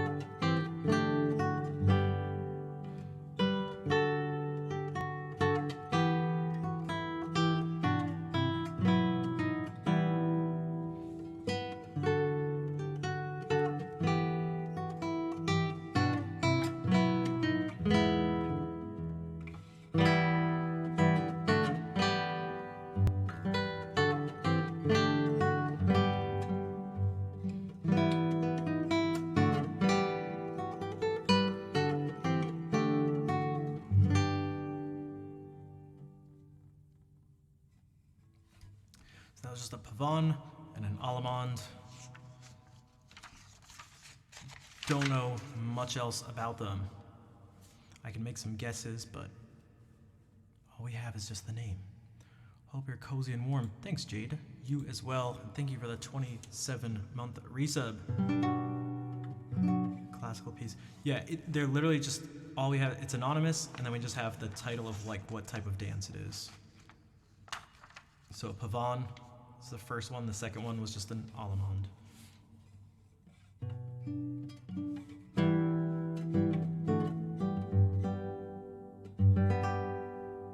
This one here?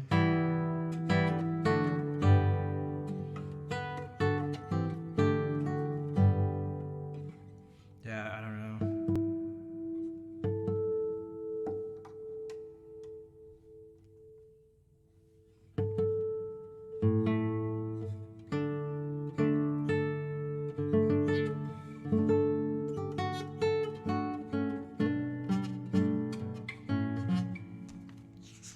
Oh, there's also this one we haven't done in a bit.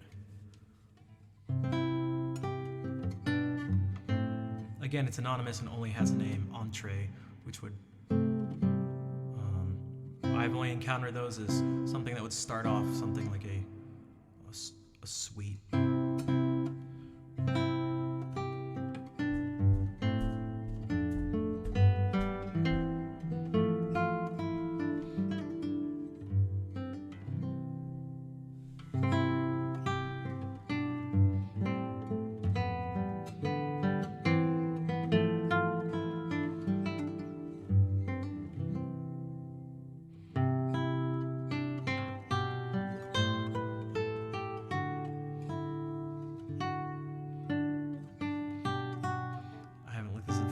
I should probably just read this. Let me try this.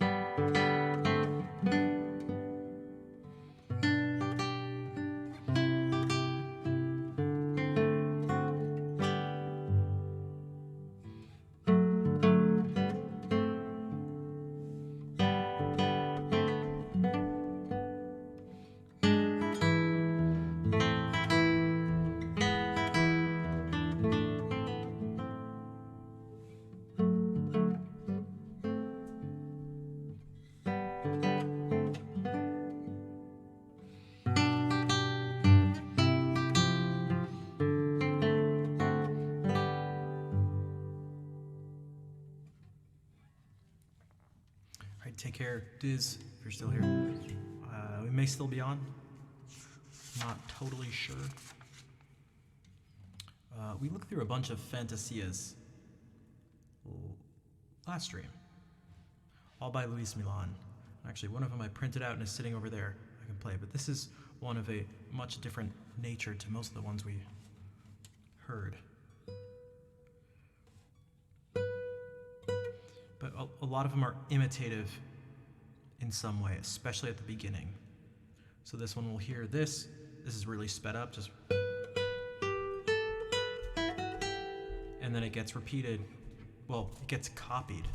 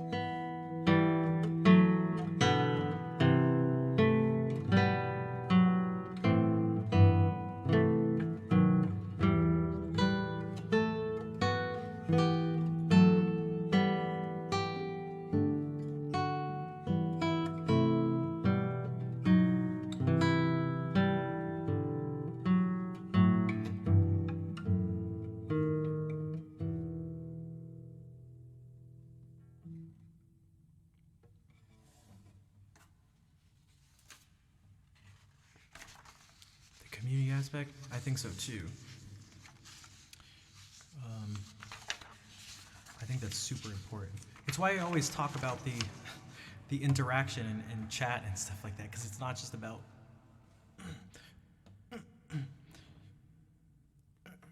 sorry. For me, it's not just about the music. That's why I always bring it up. Okay, I'll try to do this again. Okay, this is upside down. Good thing I noticed.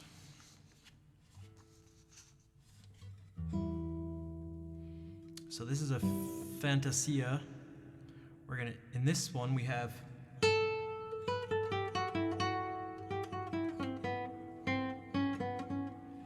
whoa.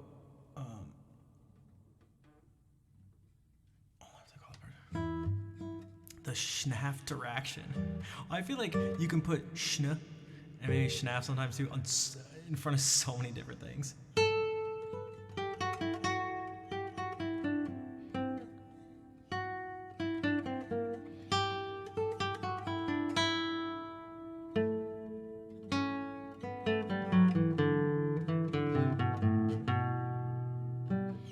So what we're gonna get is this thing being copied essentially. Because it goes, and even this,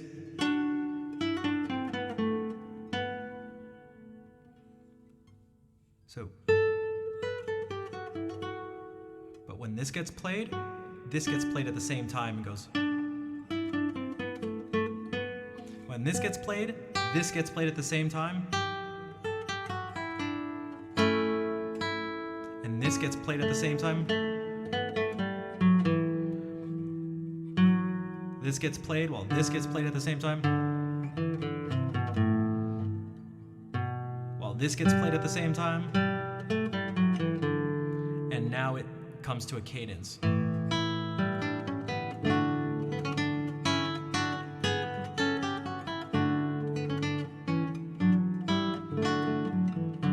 Actually, that wasn't the strongest cadence ever, but the emotes I think are super cool. So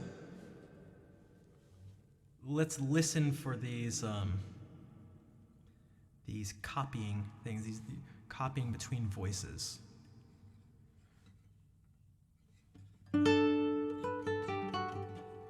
Let's.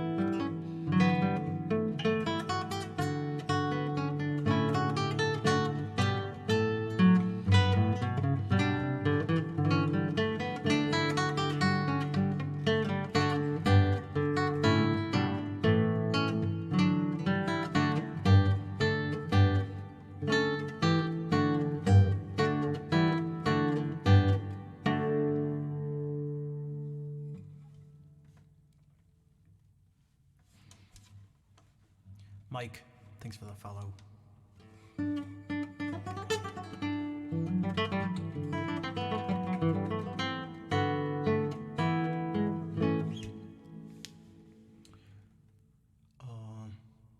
Yeah, so even there we can see this.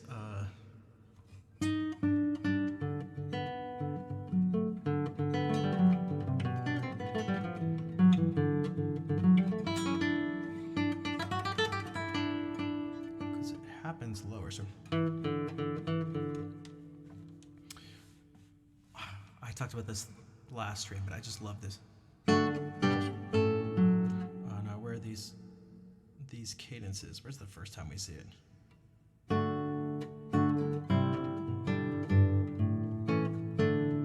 That's basically what. Oh.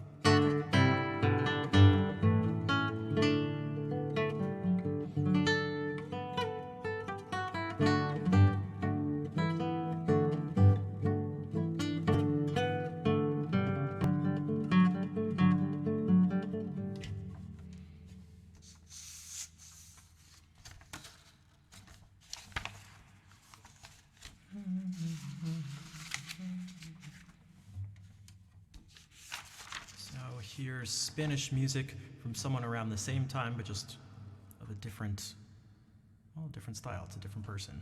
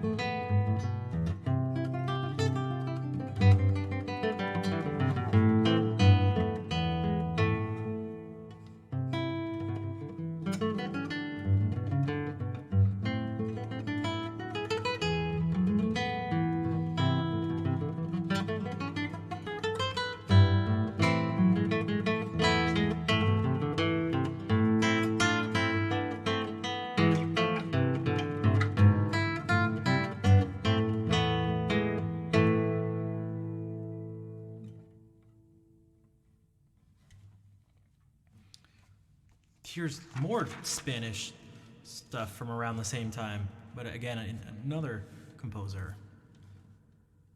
I mentioned a Pavon a little bit ago. Here's a Pavon from Diego Pisador. Thanks, Val.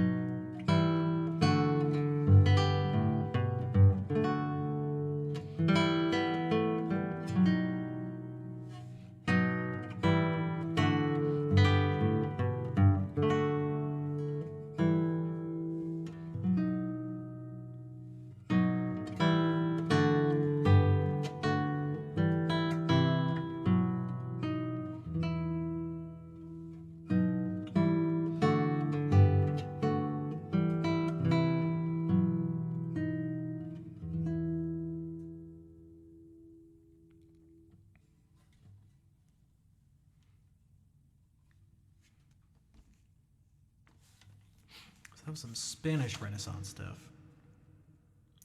We can go back to some English Renaissance stuff. This one's just anonymous, but it does have a name, Packington's Pound. And this one's certainly, certainly meant to be danced to. Although I guess you could go.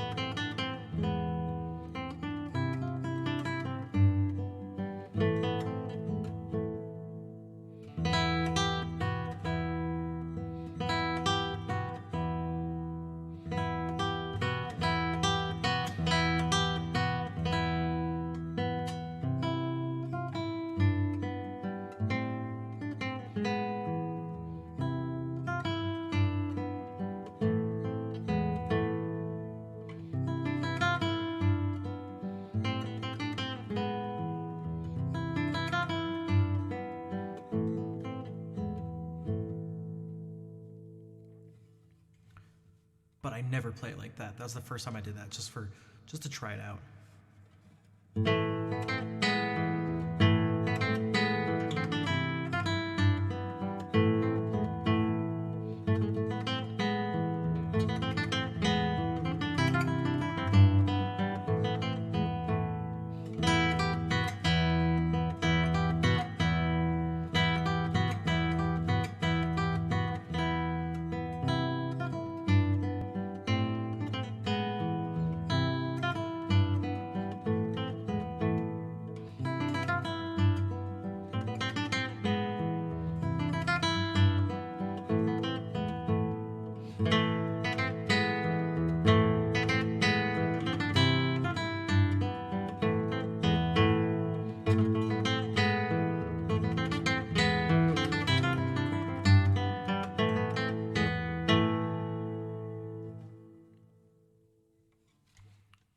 Bonsoir, boahaha.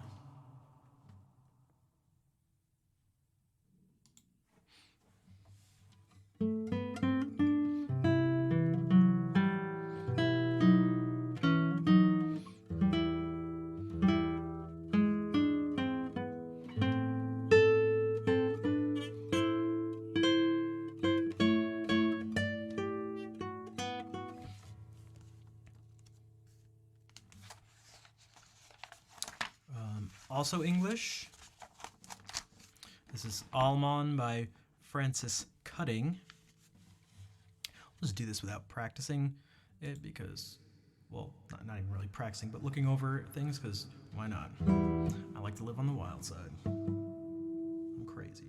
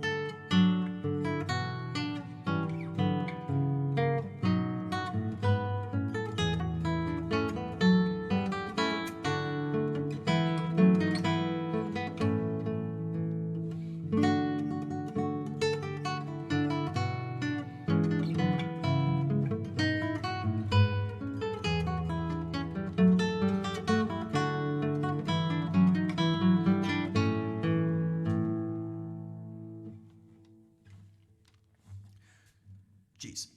All right, so Nico's asking, okay, a few questions about the guitar. Playing guitar for a few years, a beginner, don't play often. Never felt comfortable how the guitar should be positioned. left or right thigh, head pointing up, parallel. So these things are relatively personal to a certain degree and can even change over time. But what you have to think about is the advantages and disadvantages of each of these changes. So the guitar can move in a few different ways, but it is limited. It can move like this. It can move like this, and it can move like this. Okay, so there's always essentially three, because we're in three-dimensional space. So there's going to be always sort of like 3 axes of movement and 3 axes of rotation. That's for anything. It happens with when you're thinking about hand position, whatever. Okay, so it can be higher or lower. It can be farther away from you or closer.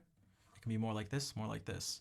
Now it can be rotated like this, rotated like this, and rotated like that. And each of these, am I able to play with a guitar flat on my right thigh? I am, to a certain degree. So that's like this.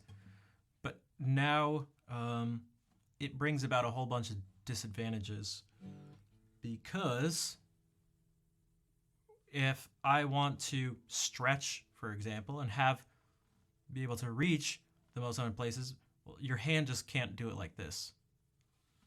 It has to come over like that. So you can even do this experiment yourself, see how far you can stretch. And then if you can get the guitar up like this, that hurt my chin, I can stretch like that. But if the guitar is down like this, I can't. My arm would literally have to be inside my body. So it makes it difficult to have your hand approach things in the right way. It also makes it so if you want to play up here, also your arm would have to just be inside your body.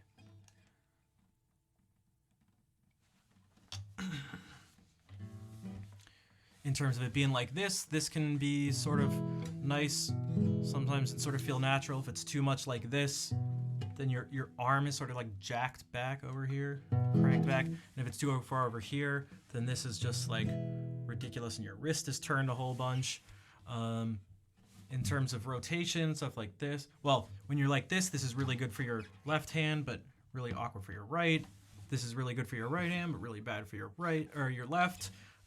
This is perfect for your right hand, but horrendous for your left hand.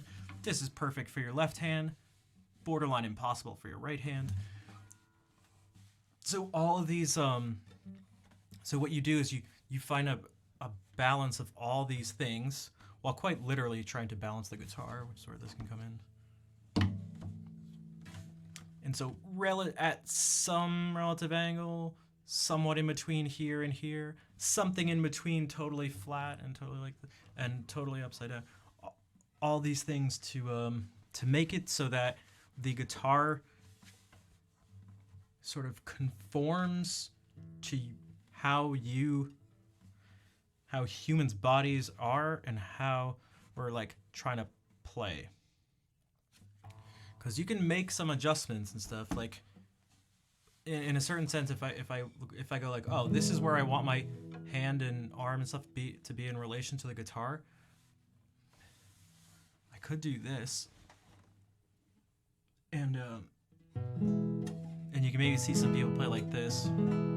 I feel like this is common for like a jazz guitar like position. I feel like I see them. But do you want to hunch over? If you could have just brought the guitar up, I don't see why you'd ever want to hunch over like this.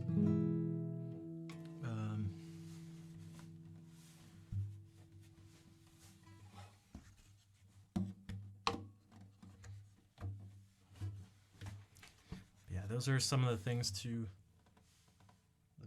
basics of sort of what to consider.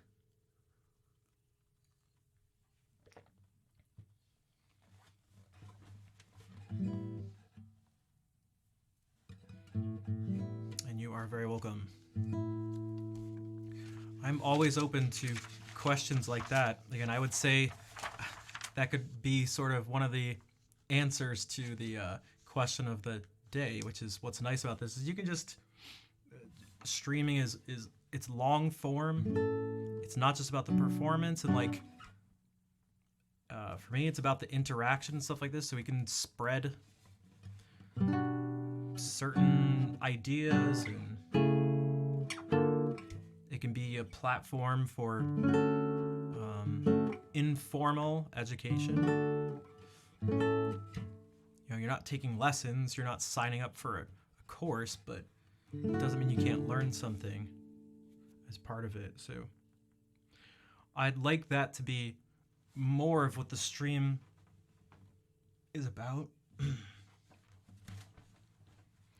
I've tried to think about ways to encourage that and incentivize it, but to a certain degree it's based on the size of the channel, and essentially it's based on the viewers. Like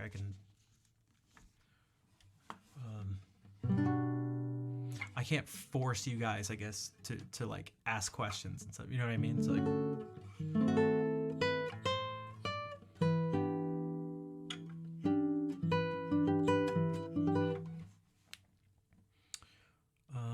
all right, more English Renaissance. We'll do a dance type thing. This is from our buddy John Dowland, one of my absolute favorites. Okay.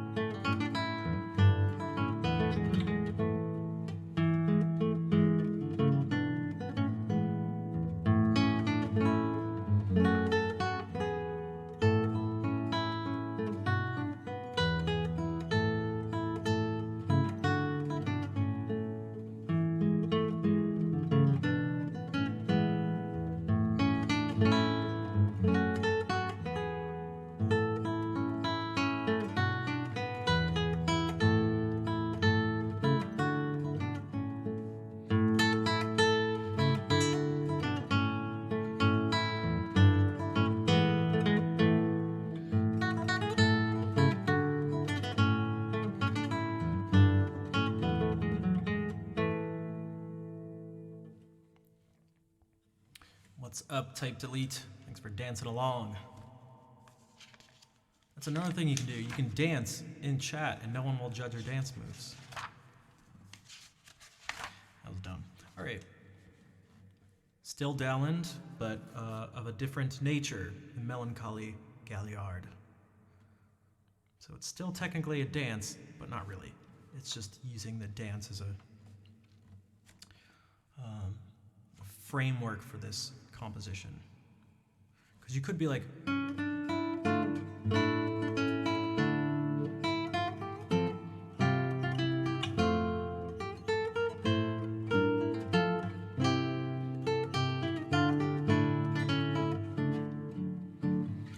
but how melancholy is that? Veda, yo, Kevin, what's up? Your favorite guitar guy, thanks. How are you doing?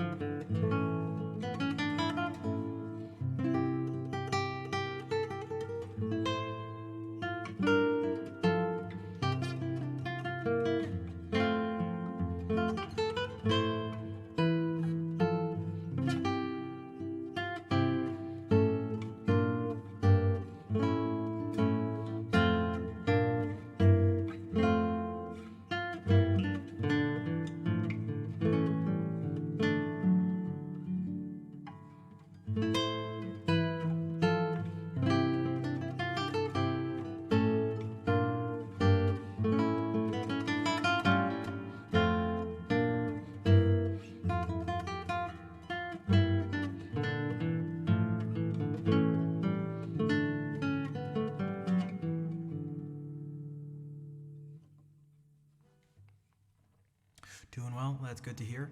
I'm doing all right overall, I guess. Well, I have this weird thing in my abdomen slash chest that started happening earlier today. Where if I like stretch it, even if I like take too deep of a breath, it just like tenses up. So I've been going like, ugh, and like making strange noises on stream. You're not forced to interact and if you're in the mood. Oh my god, I love that. The fact that you can just it's like you're standing in a circle of people, a group of people, but no one's looking at you. Like you don't have to so you don't there I feel like there's no pressure to like chime in at any one point. And then if you do, when you finally have like a thing that you're like, I want to say this, maybe I think it has some value. It doesn't have to be a lot of value. You can just say something. Which in a certain sense, I feel like that's how it should always be, even in person. But that's obviously, not how it's always gonna go. Gotta recommend rest for a thing. Yeah, I'll see. We'll see how it is tomorrow and stuff. It's really bizarre because it's just like really intense. I can feel it tightening up. It's pretty painful, and it feels like it's constricting me. And then after a second, it just disappears. And it's like it doesn't even exist. It's so strange.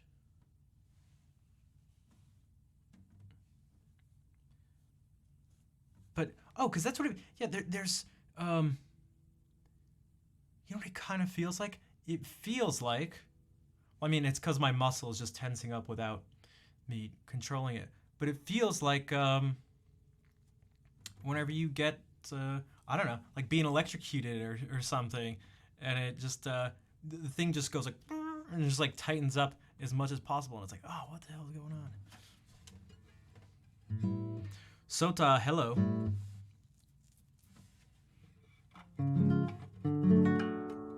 Which I don't know if like a muscle relaxant would help with that. Which I don't even know if I have, but.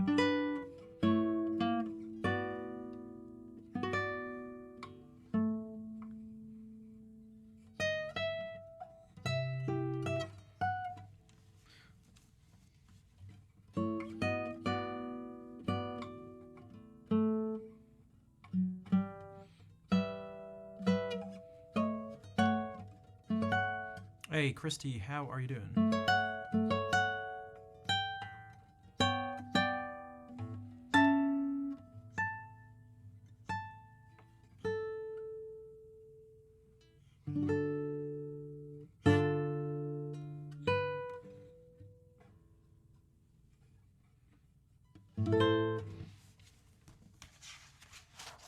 Stretching and well, I feel like I don't want to stretch right now because anytime I stretch it, so if I rotate my body like this or bend out like this, or if I breathe out too much, or if this arm comes back, it's just causing it to happen.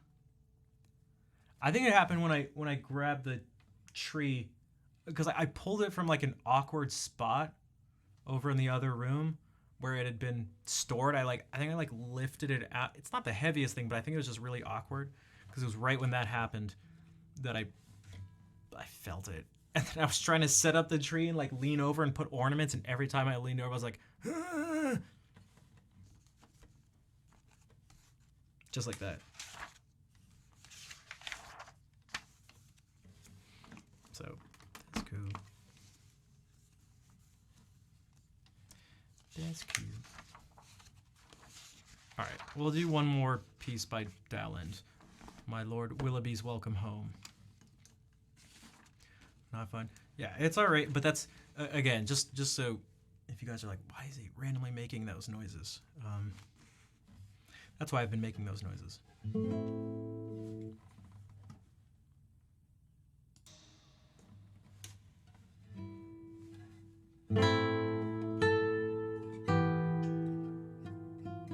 I don't know why I had the urge to play an F sharp.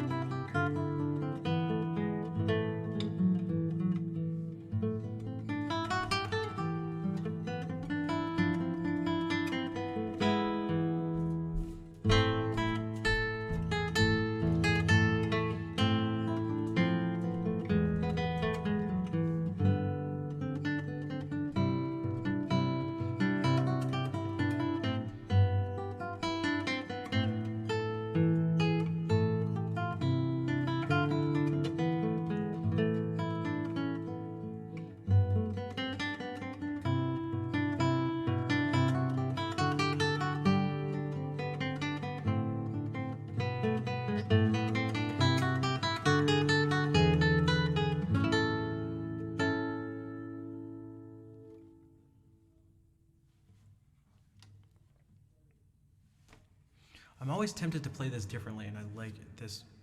It's written just straight eighth notes, but for some reason I feel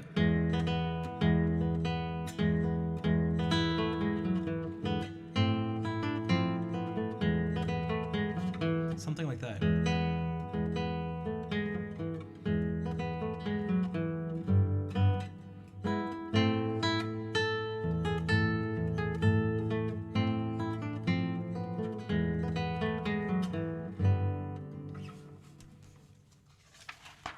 Not written in there, but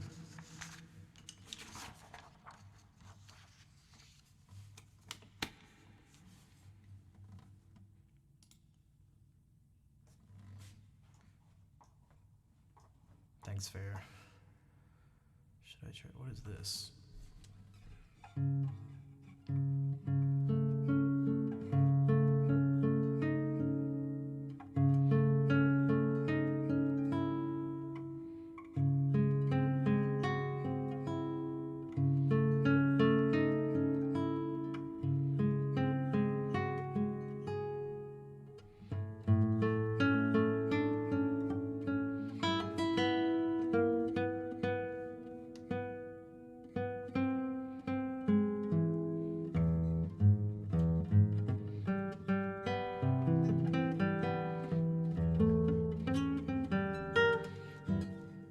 This is not gonna be. No, forget it. Forget it. Oh, yeah. Well, that's the end of the guitar series thing. So this is the second time we've gone through this. It's about 500 pages of music.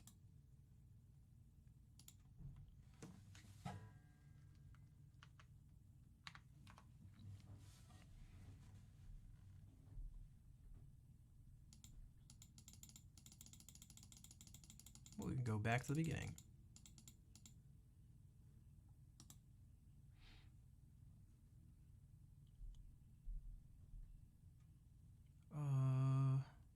Wait a second. Do I know this piece?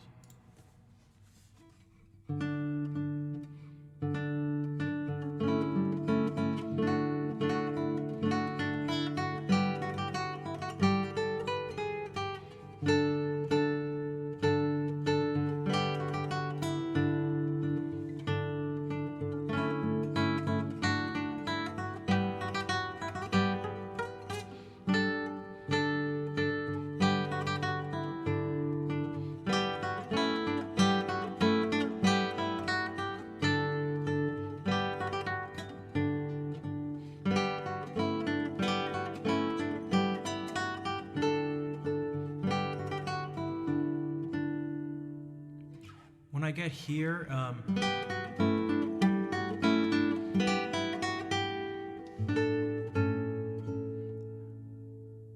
feel like that should come up, and then go back to like.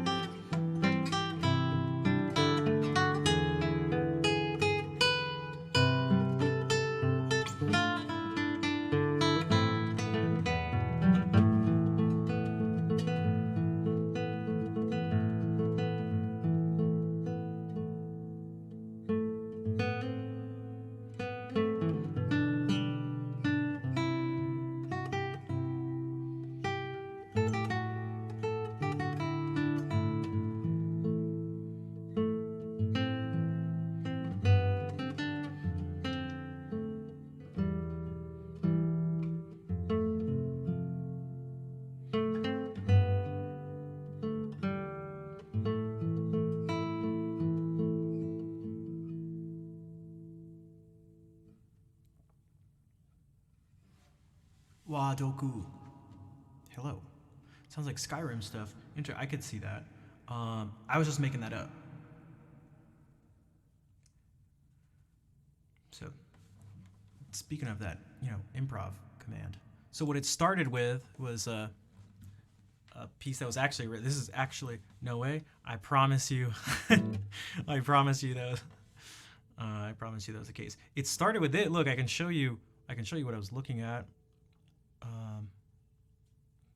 Watch. Okay, so this is the thing I just did here. It went.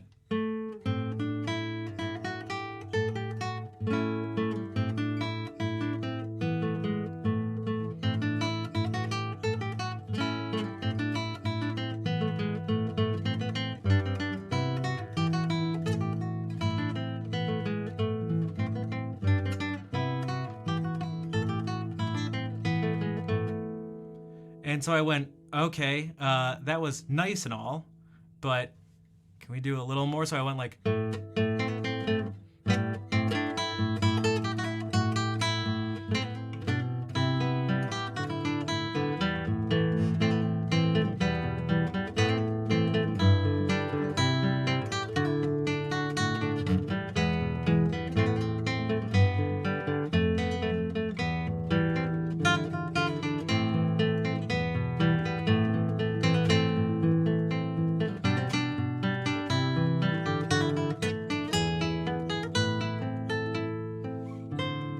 And I don't know, I was just messing around. But it was all based on this little chunk right here.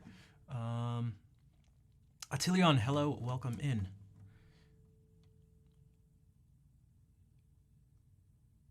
I actually have a whole bunch, I do. So on YouTube, and maybe I'll put that one on there too. I'm certainly going to mark it down. But you'll see a whole series of stuff. Sometimes it's on the piano, using just the normal keyboard sound. Sometimes it's with these guitars. There's all sorts of stuff.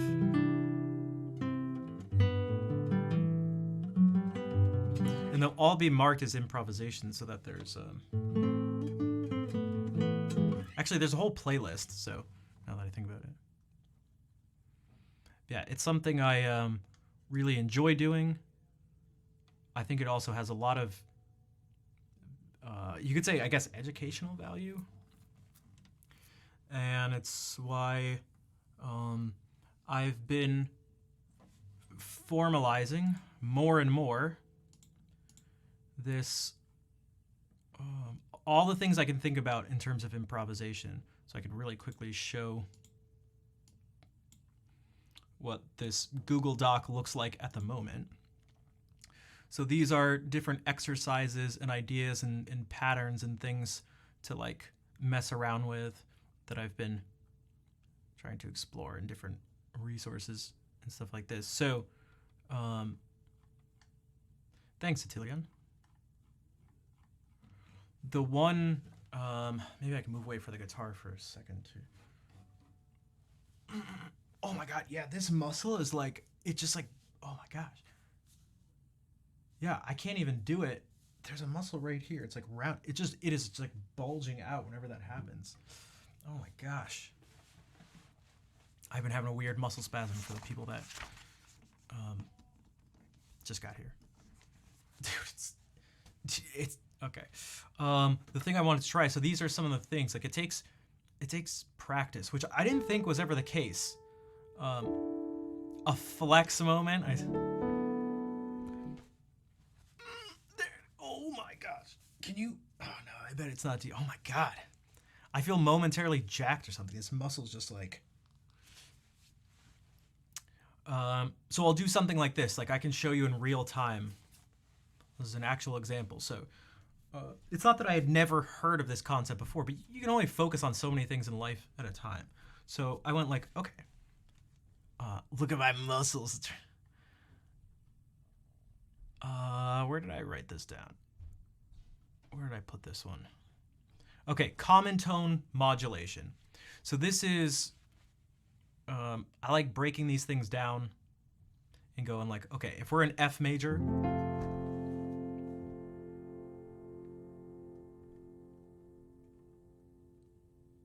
okay.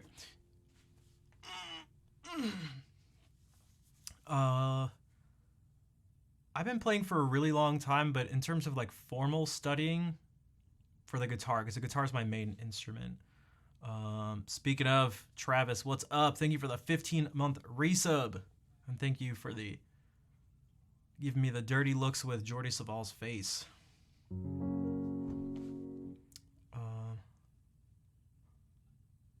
Un sueño en la floresta. Which one? What did I even just play? I just played this F major. Let's see. I'm 35 now. And I started formally studying when I was 19. So it's been about 16 years for that. But I've been playing music my whole life. Okay, so I have this for the virtual keyboard. Oh, this is called Keysight. You can get it on Steam.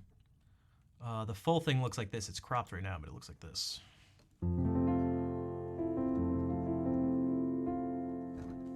And there's a bunch of different presets it has for the things you can do.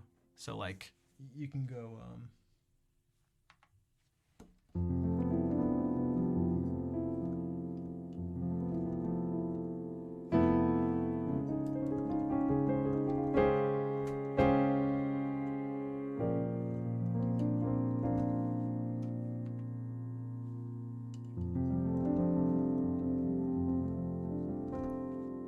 This is the one I have as default right now because it lines up, it's called Keysight. S-I-G-H-T. Which, right, makes sense. You can see the keys.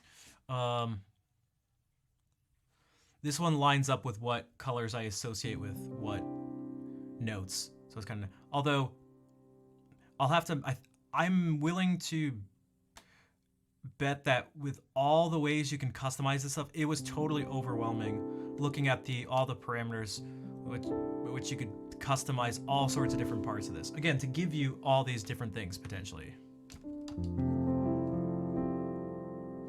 I want to go through this and make it so that the keys themselves and the things that come up from them are the same color, because right now they're not. So, but generally it's like I think F is red and C is green. Like it lines up relatively well. So it can sort of be useful in that sense, but whatever. Maybe to switch it up, we can do this. Okay. Well, actually, no. We'll go back to this because the notes are important for a second. Okay, so we can go from F to G major, and instead of just going like, okay, let's feel like we're in F for a second.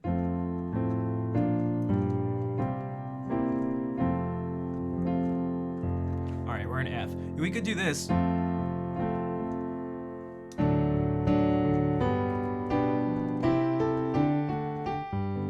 And be in G major. You can always kind of do that, but it's sort of what's the feeling you want to get, and how do you want to do it? And so we could do this. We could use a note. I'd been introduced to this a long time ago, but I just never, this one thing in particular, just never decided to dive into it in this way. You go like, okay, here's like one of the examples. We can make ourselves feel like we're in F major again.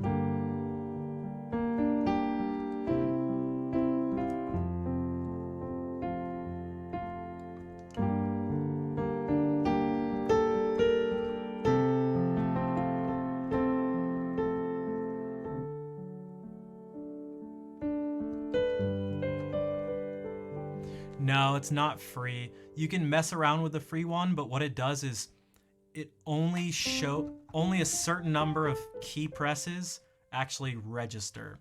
I forget what the exact number was.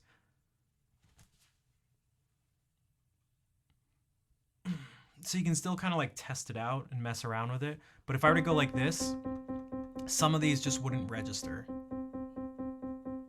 Didn't realize the keys are the same color. Yeah, I have it specifically as C being green, orange, blue, red, brown, purple, yellowish, green. And the sharps and flats are also slightly adjusted in that way too. But this makes it clear, so you can see this A, and it's like, okay, this is purple. So we're like, and it's purple is still there.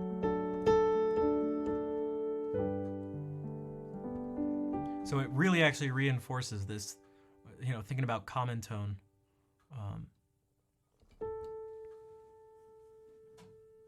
Modulation is particularly important here. Also, Attilion, thank you for the follow. And Doku, thank you as well. Okay, so you go like this. So one of the things is, okay, you encounter this thing, and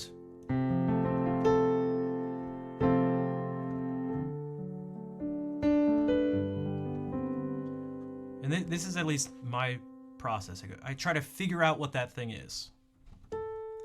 And so you could do it like this. It's like, okay, and there's no one single way to analyze anything, or there's no one single pattern. So what I mean by that is this A is the third of F major and the fifth of D major.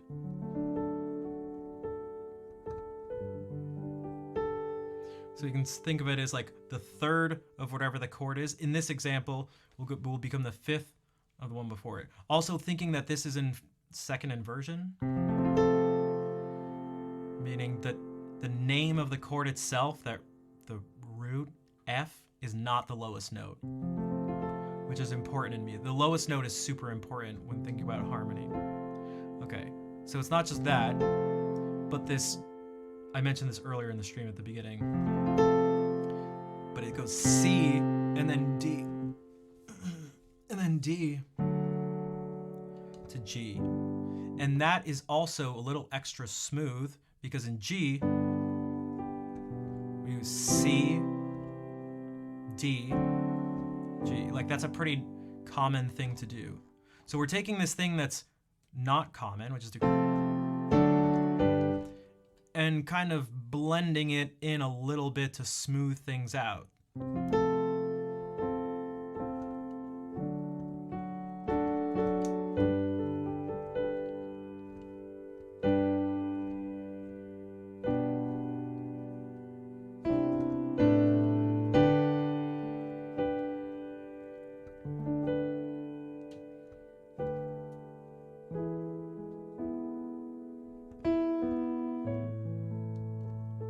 And so now I just did the same thing.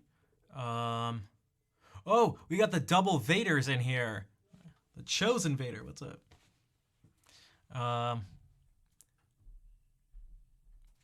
So we have, but back to this one. So there's that. You can think about it as almost like 4, 5, 1 in the key that you're moving towards. So we try to think about that. And then you take whatever that pattern is, and you just, as not mindlessly, but like as almost procedurally or as like scientifically as possible, you go into like mega pattern mode. So it's like, does this fit into a pattern? Can we do this? Well, it does. It'll repeat over and over. So we can go, hey, there they are. There they are.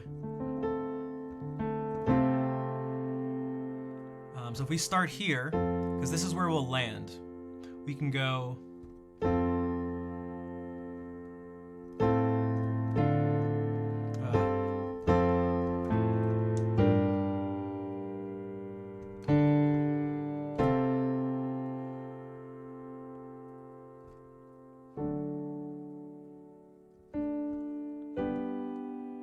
And now we've made our way to G. And now this pattern the pattern we just established, we can go through starting here.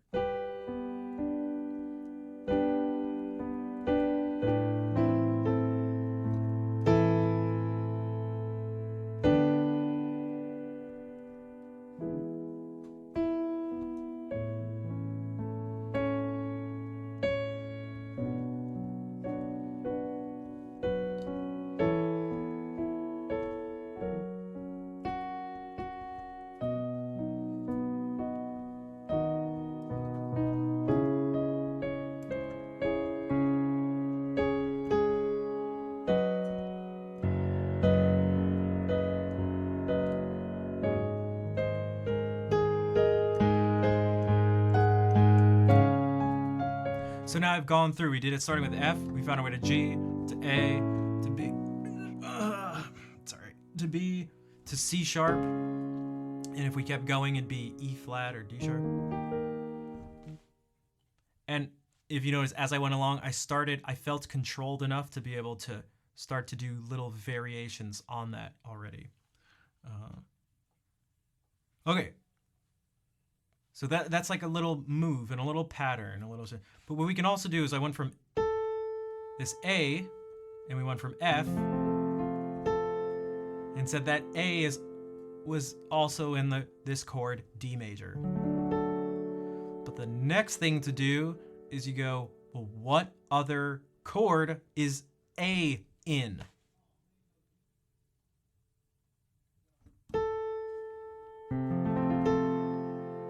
Now it's in all sorts of chords, like an insane number of chords, but we can keep it simple and start with triads,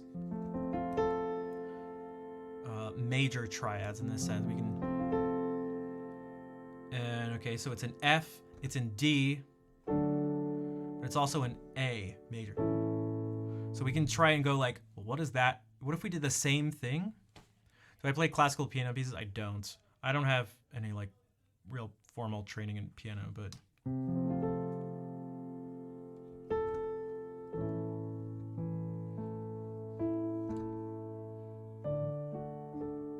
so we can kind of do the same thing, but now we will use a different chord to pivot on.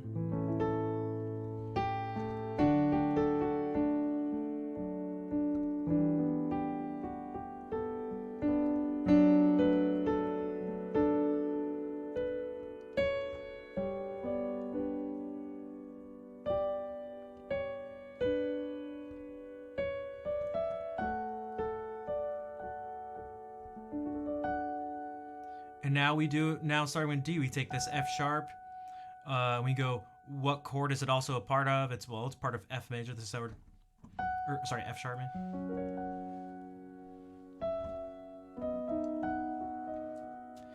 And so now we're going through the same process, but with this second pattern. Modulation's so smooth, they give you a heart attack. I love modulating.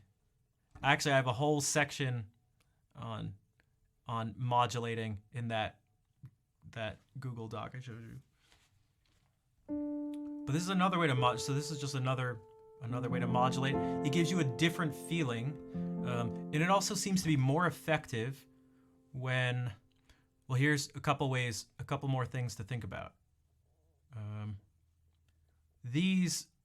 Does anybody notice? There's no one right answer, but there is something I'm thinking of.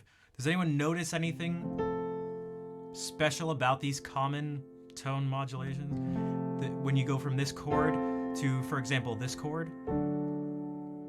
Because there is a special name for this movement. There's also a special name for this movement. It's the same name.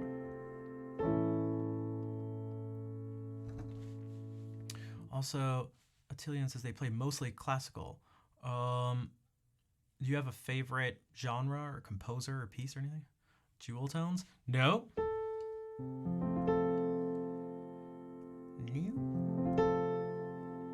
They are called.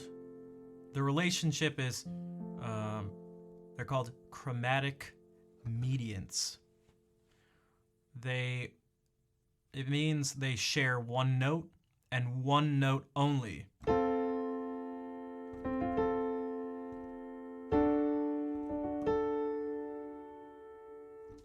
Whereas these share two notes. And they're actually like related to each other. So there's, this also shares two notes. It doesn't give you the same feeling. This is like, wait, something just went crazy. Wait, this happened a couple streams ago where now everything, you guys can't hear it, but it's delayed for me. So hold on, I have to close this program and reopen it. So all the sound will cut out for a second.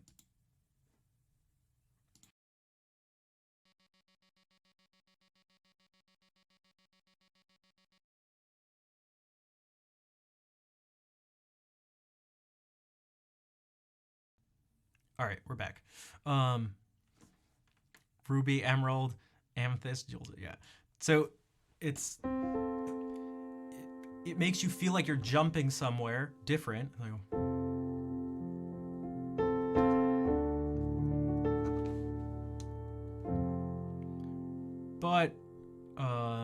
But there's something linking it together, so it's not just totally crazy and random. It's not like.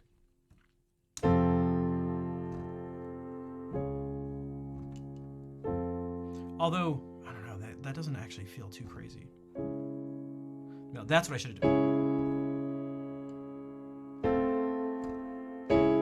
There's nothing linking that together, which doesn't mean you can't do it, but it's just.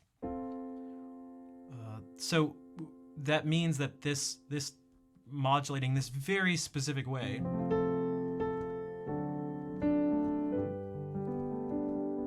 Another way to think about it is like, well, it's gonna incorporate the feeling of when we use chromatic medians, because that's what's happening here.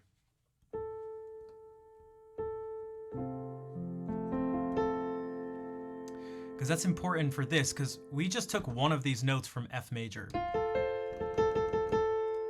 But now we can do the same thing where we can pick another note and we can go, well, what if we do it with C? And go, what are the three triads at least that have C in it? I mean, one of them is going to be this chord. So what are the other two? And this is where it gets to be not as cool. Because one of them is C major. And so if we try to follow this pattern that we did before, it sounds like this. C, G, yeah, exactly. But look what happens when we take the same pattern, the same concept, but now we just do it with the fifth of this chord. We'll go.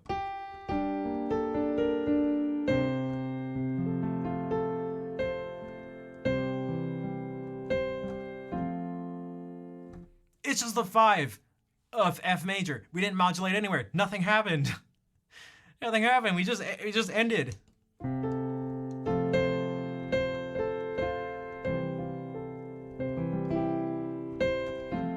It's like, that's what that's not even a thing. It's like, okay, that's lame. And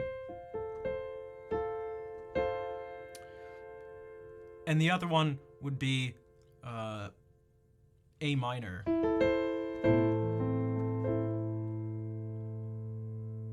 Although that's a minor key, so we have this. What are we doing here? Oh, all right. What other major chord has C in it? We have F, C. Val, hello. Happy holidays.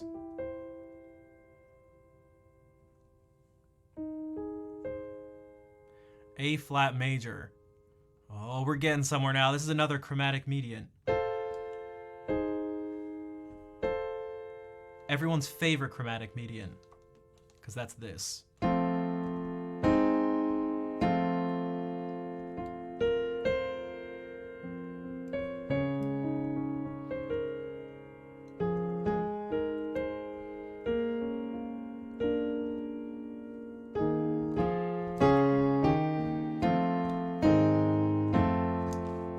But just where have you heard that? In Lord of the Rings. So that's it. You want the feeling of a...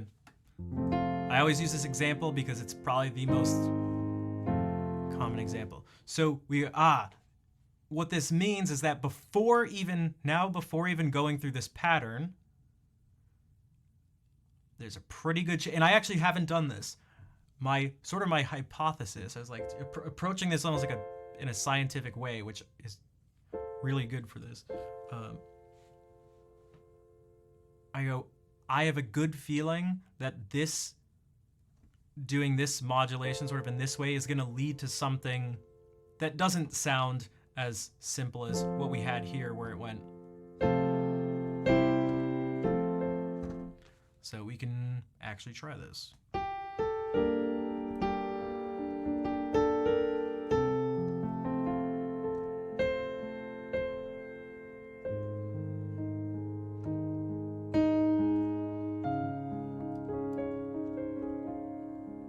And so what that means is we've made our way to D flat major. So it's a way to modulate down a major third. When we use the third here, we found a way to modulate up a second and down a minor third. But this one gets us down a major third.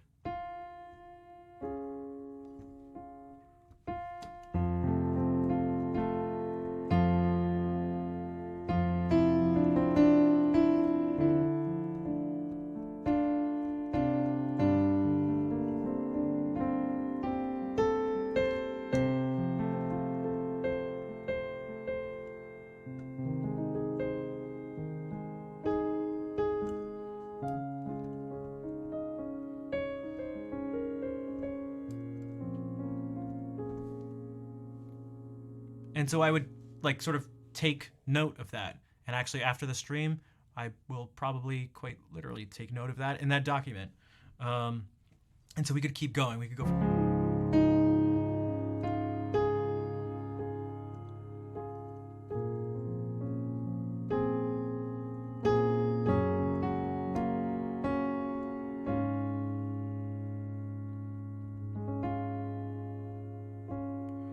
which one? How did I do it? I didn't do it in root position for the other chord. I should have taken note of the actual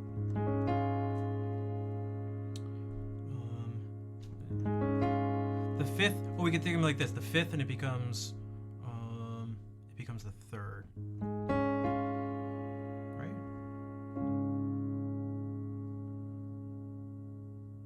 Oh.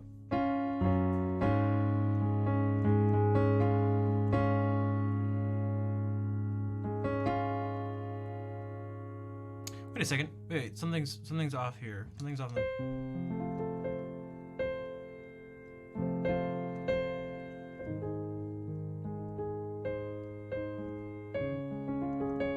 So one way to think about it is that whatever the note is, it's going to become the leading tone of wherever we're going. Oh.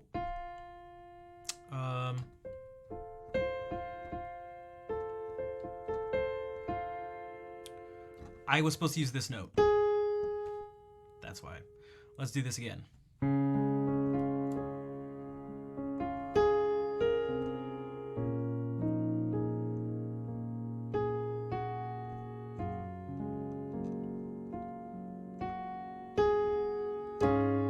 There we go.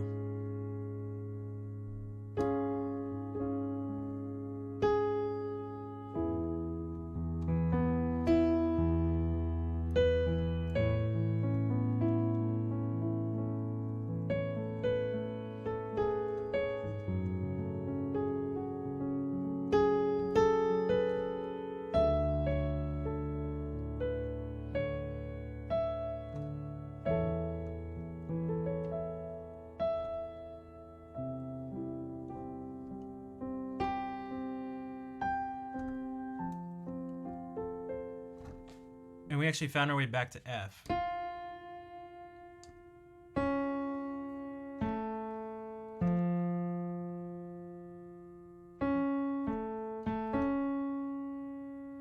Which makes sense. It's interesting. It makes sense, because if we're moving by major thirds, that's what's going to happen.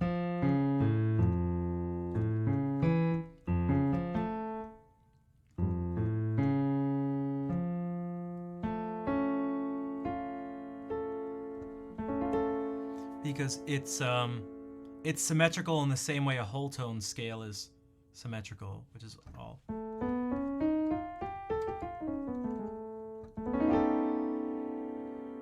Which repeats really quickly.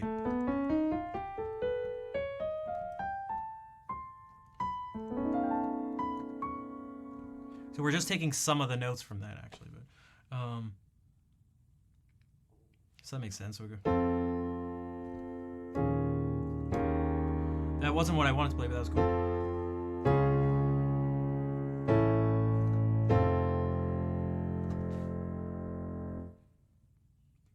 And so we can continue this process. And if I'm improvising something, it's it's both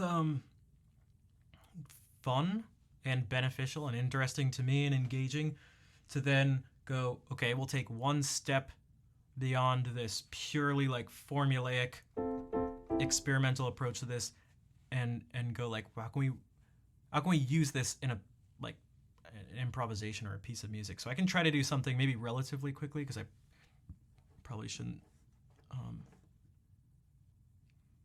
stream for too much later, but we'll try this. So this will be an improvisation, and it won't be based on anything in particular, really, but I'll try to use the things we just talked about.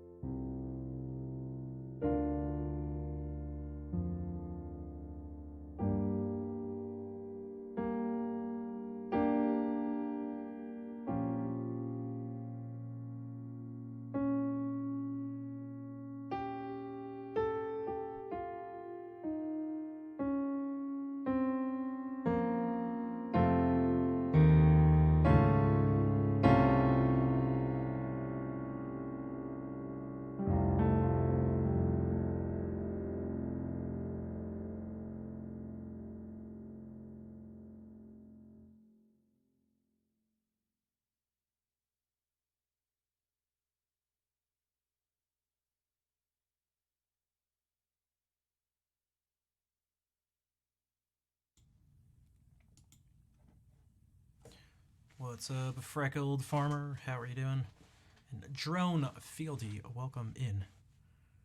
So, that was an actual example of starting with a concept, breaking it down into its components, building a pattern off of it, seeing if you can find other patterns by breaking it, seeing if you can actually find a pattern in the way it's being broken down, applying that to new things, and then turning that into a sequence so that you can sort of systematize and formalize it, and then actually use it in a real situation.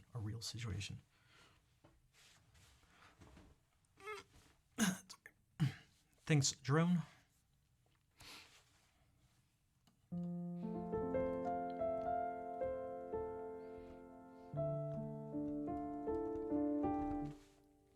And I actually used some other stuff just for myself because we didn't talk about it, but there were some other things I was sort of experimenting around with a little bit there too. One of them was another thing. I did this. I played this chord, and it seemed like it would have gone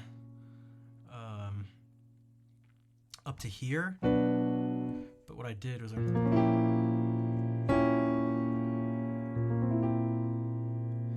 it's not the same thing, but it's actually kind of a similar concept. You can, if you take a diminished chord and you move just you can pick any one of the 4 notes, and if you move it down by a half step, it creates a dominant 7th chord.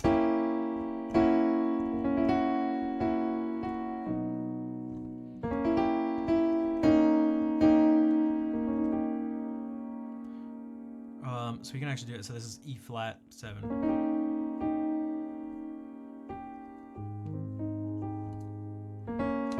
The one I started with, this became F sharp 7.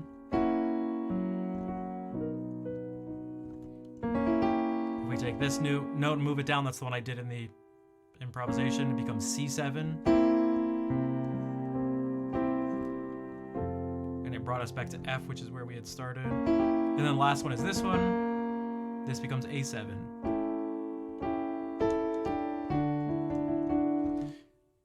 It gives me a similar feeling because things are being held out and you're being taken to a key that's not one of your closely related keys. So it gives me sort of a similar feeling. But all right, I have to, I should head out, but I appreciate you all being here. If you'd like to help support the stream, definitely consider donating, subscribing, at least following. Following's free. If you'd like to learn more about any of this stuff, I offer lessons too, whether it's theory stuff or guitar specific or both. Just don't hesitate to send me a message.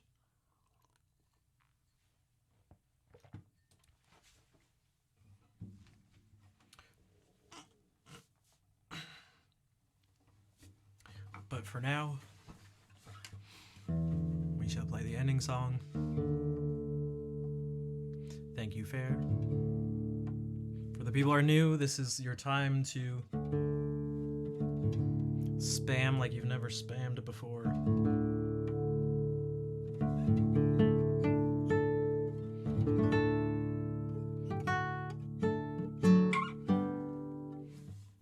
Yo, JP, hola, tanto tiempo, sí.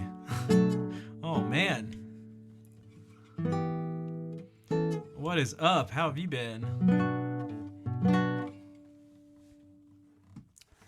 JP. We're actually just about to end, but you are in time for the ending song. Dude, it's actually been forever. Meaning, so long, I don't think... Has Fair ever said anything? When's your... JP. 22, yeah. I guess Fair... Oh, you guys actually said hello last time. Okay. It was about a year ago.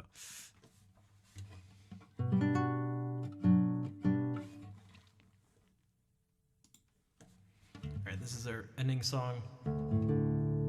It's a Catalan folk song called El Noi de la Mar. And we end every stream with it.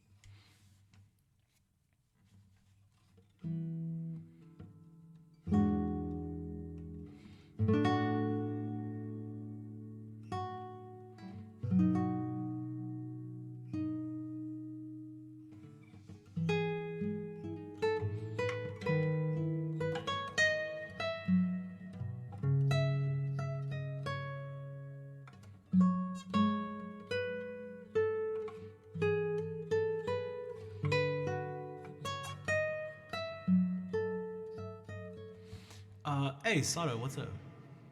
Sato. You are very welcome. Thank you for being here and for saying hey, even if it's just for a moment. And thank you for all the hearts, everybody. Yeah, I was trying to think of a way to incorporate this thing, but I just like...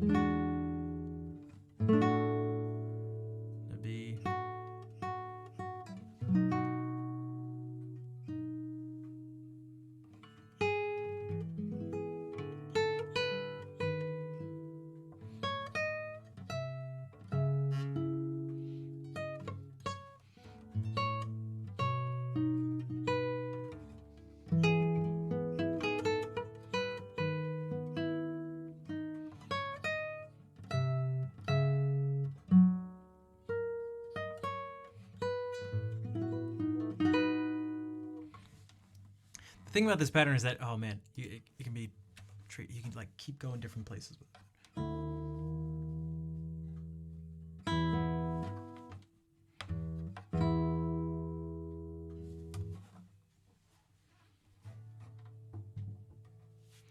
All right, I am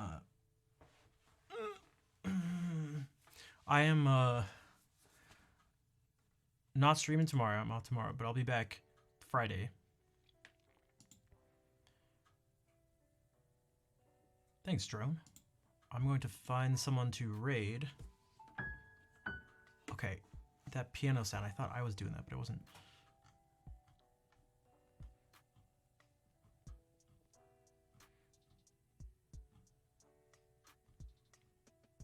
Let me just Just give me a few hours to scroll through my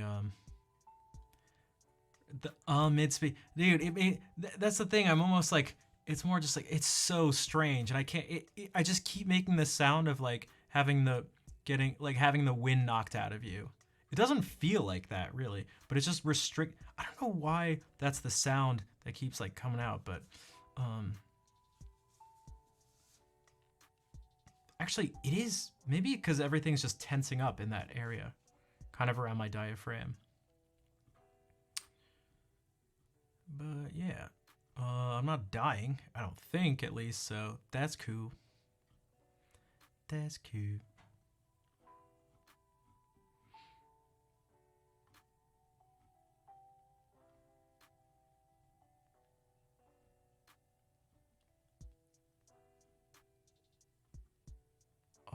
Let's see. Well, speaking of lessons and stuff, maybe we can raid someone who's been taking guitar lessons, who also streams. Oh, I swear that was... I could have sworn that was going to trigger it. I'm still learning. It only happened earlier today, so I'm still trying to find patterns. Copy these raid calls. The person I'm talking about is Nat Chat. Rainy NYC night with covers and chats. Heart! ! SL is the title of our stream. Gnat Chat. Thank you all for being here. Fair, you are welcome. Thanks for being here. Special thanks to everyone who contributed to that crazy hype train that's up earlier in the stream. I appreciate the support so I can continue to stream and provide music and music related content to all of you. So hopefully I will see you on Friday. Put heat on them. Yeah, I'm gonna do so. I'll figure something out, but and hopefully resting helps too. But yeah, I appreciate you all being here. Tums. Well, it's not actually. So it's like my stomach doesn't hurt. It's like actually a muscle. I'm pretty sure I like stretched it or hurt it trying to lift something awkwardly earlier today. But we'll see. Because even like doing that, no, it doesn't hurt. But it's when we'll figure it out. I'll give you an update. Yeah, I should still be back Friday. But yeah, thank you all for being here. I will talk to you later. Let's say hey to Nat. Take care.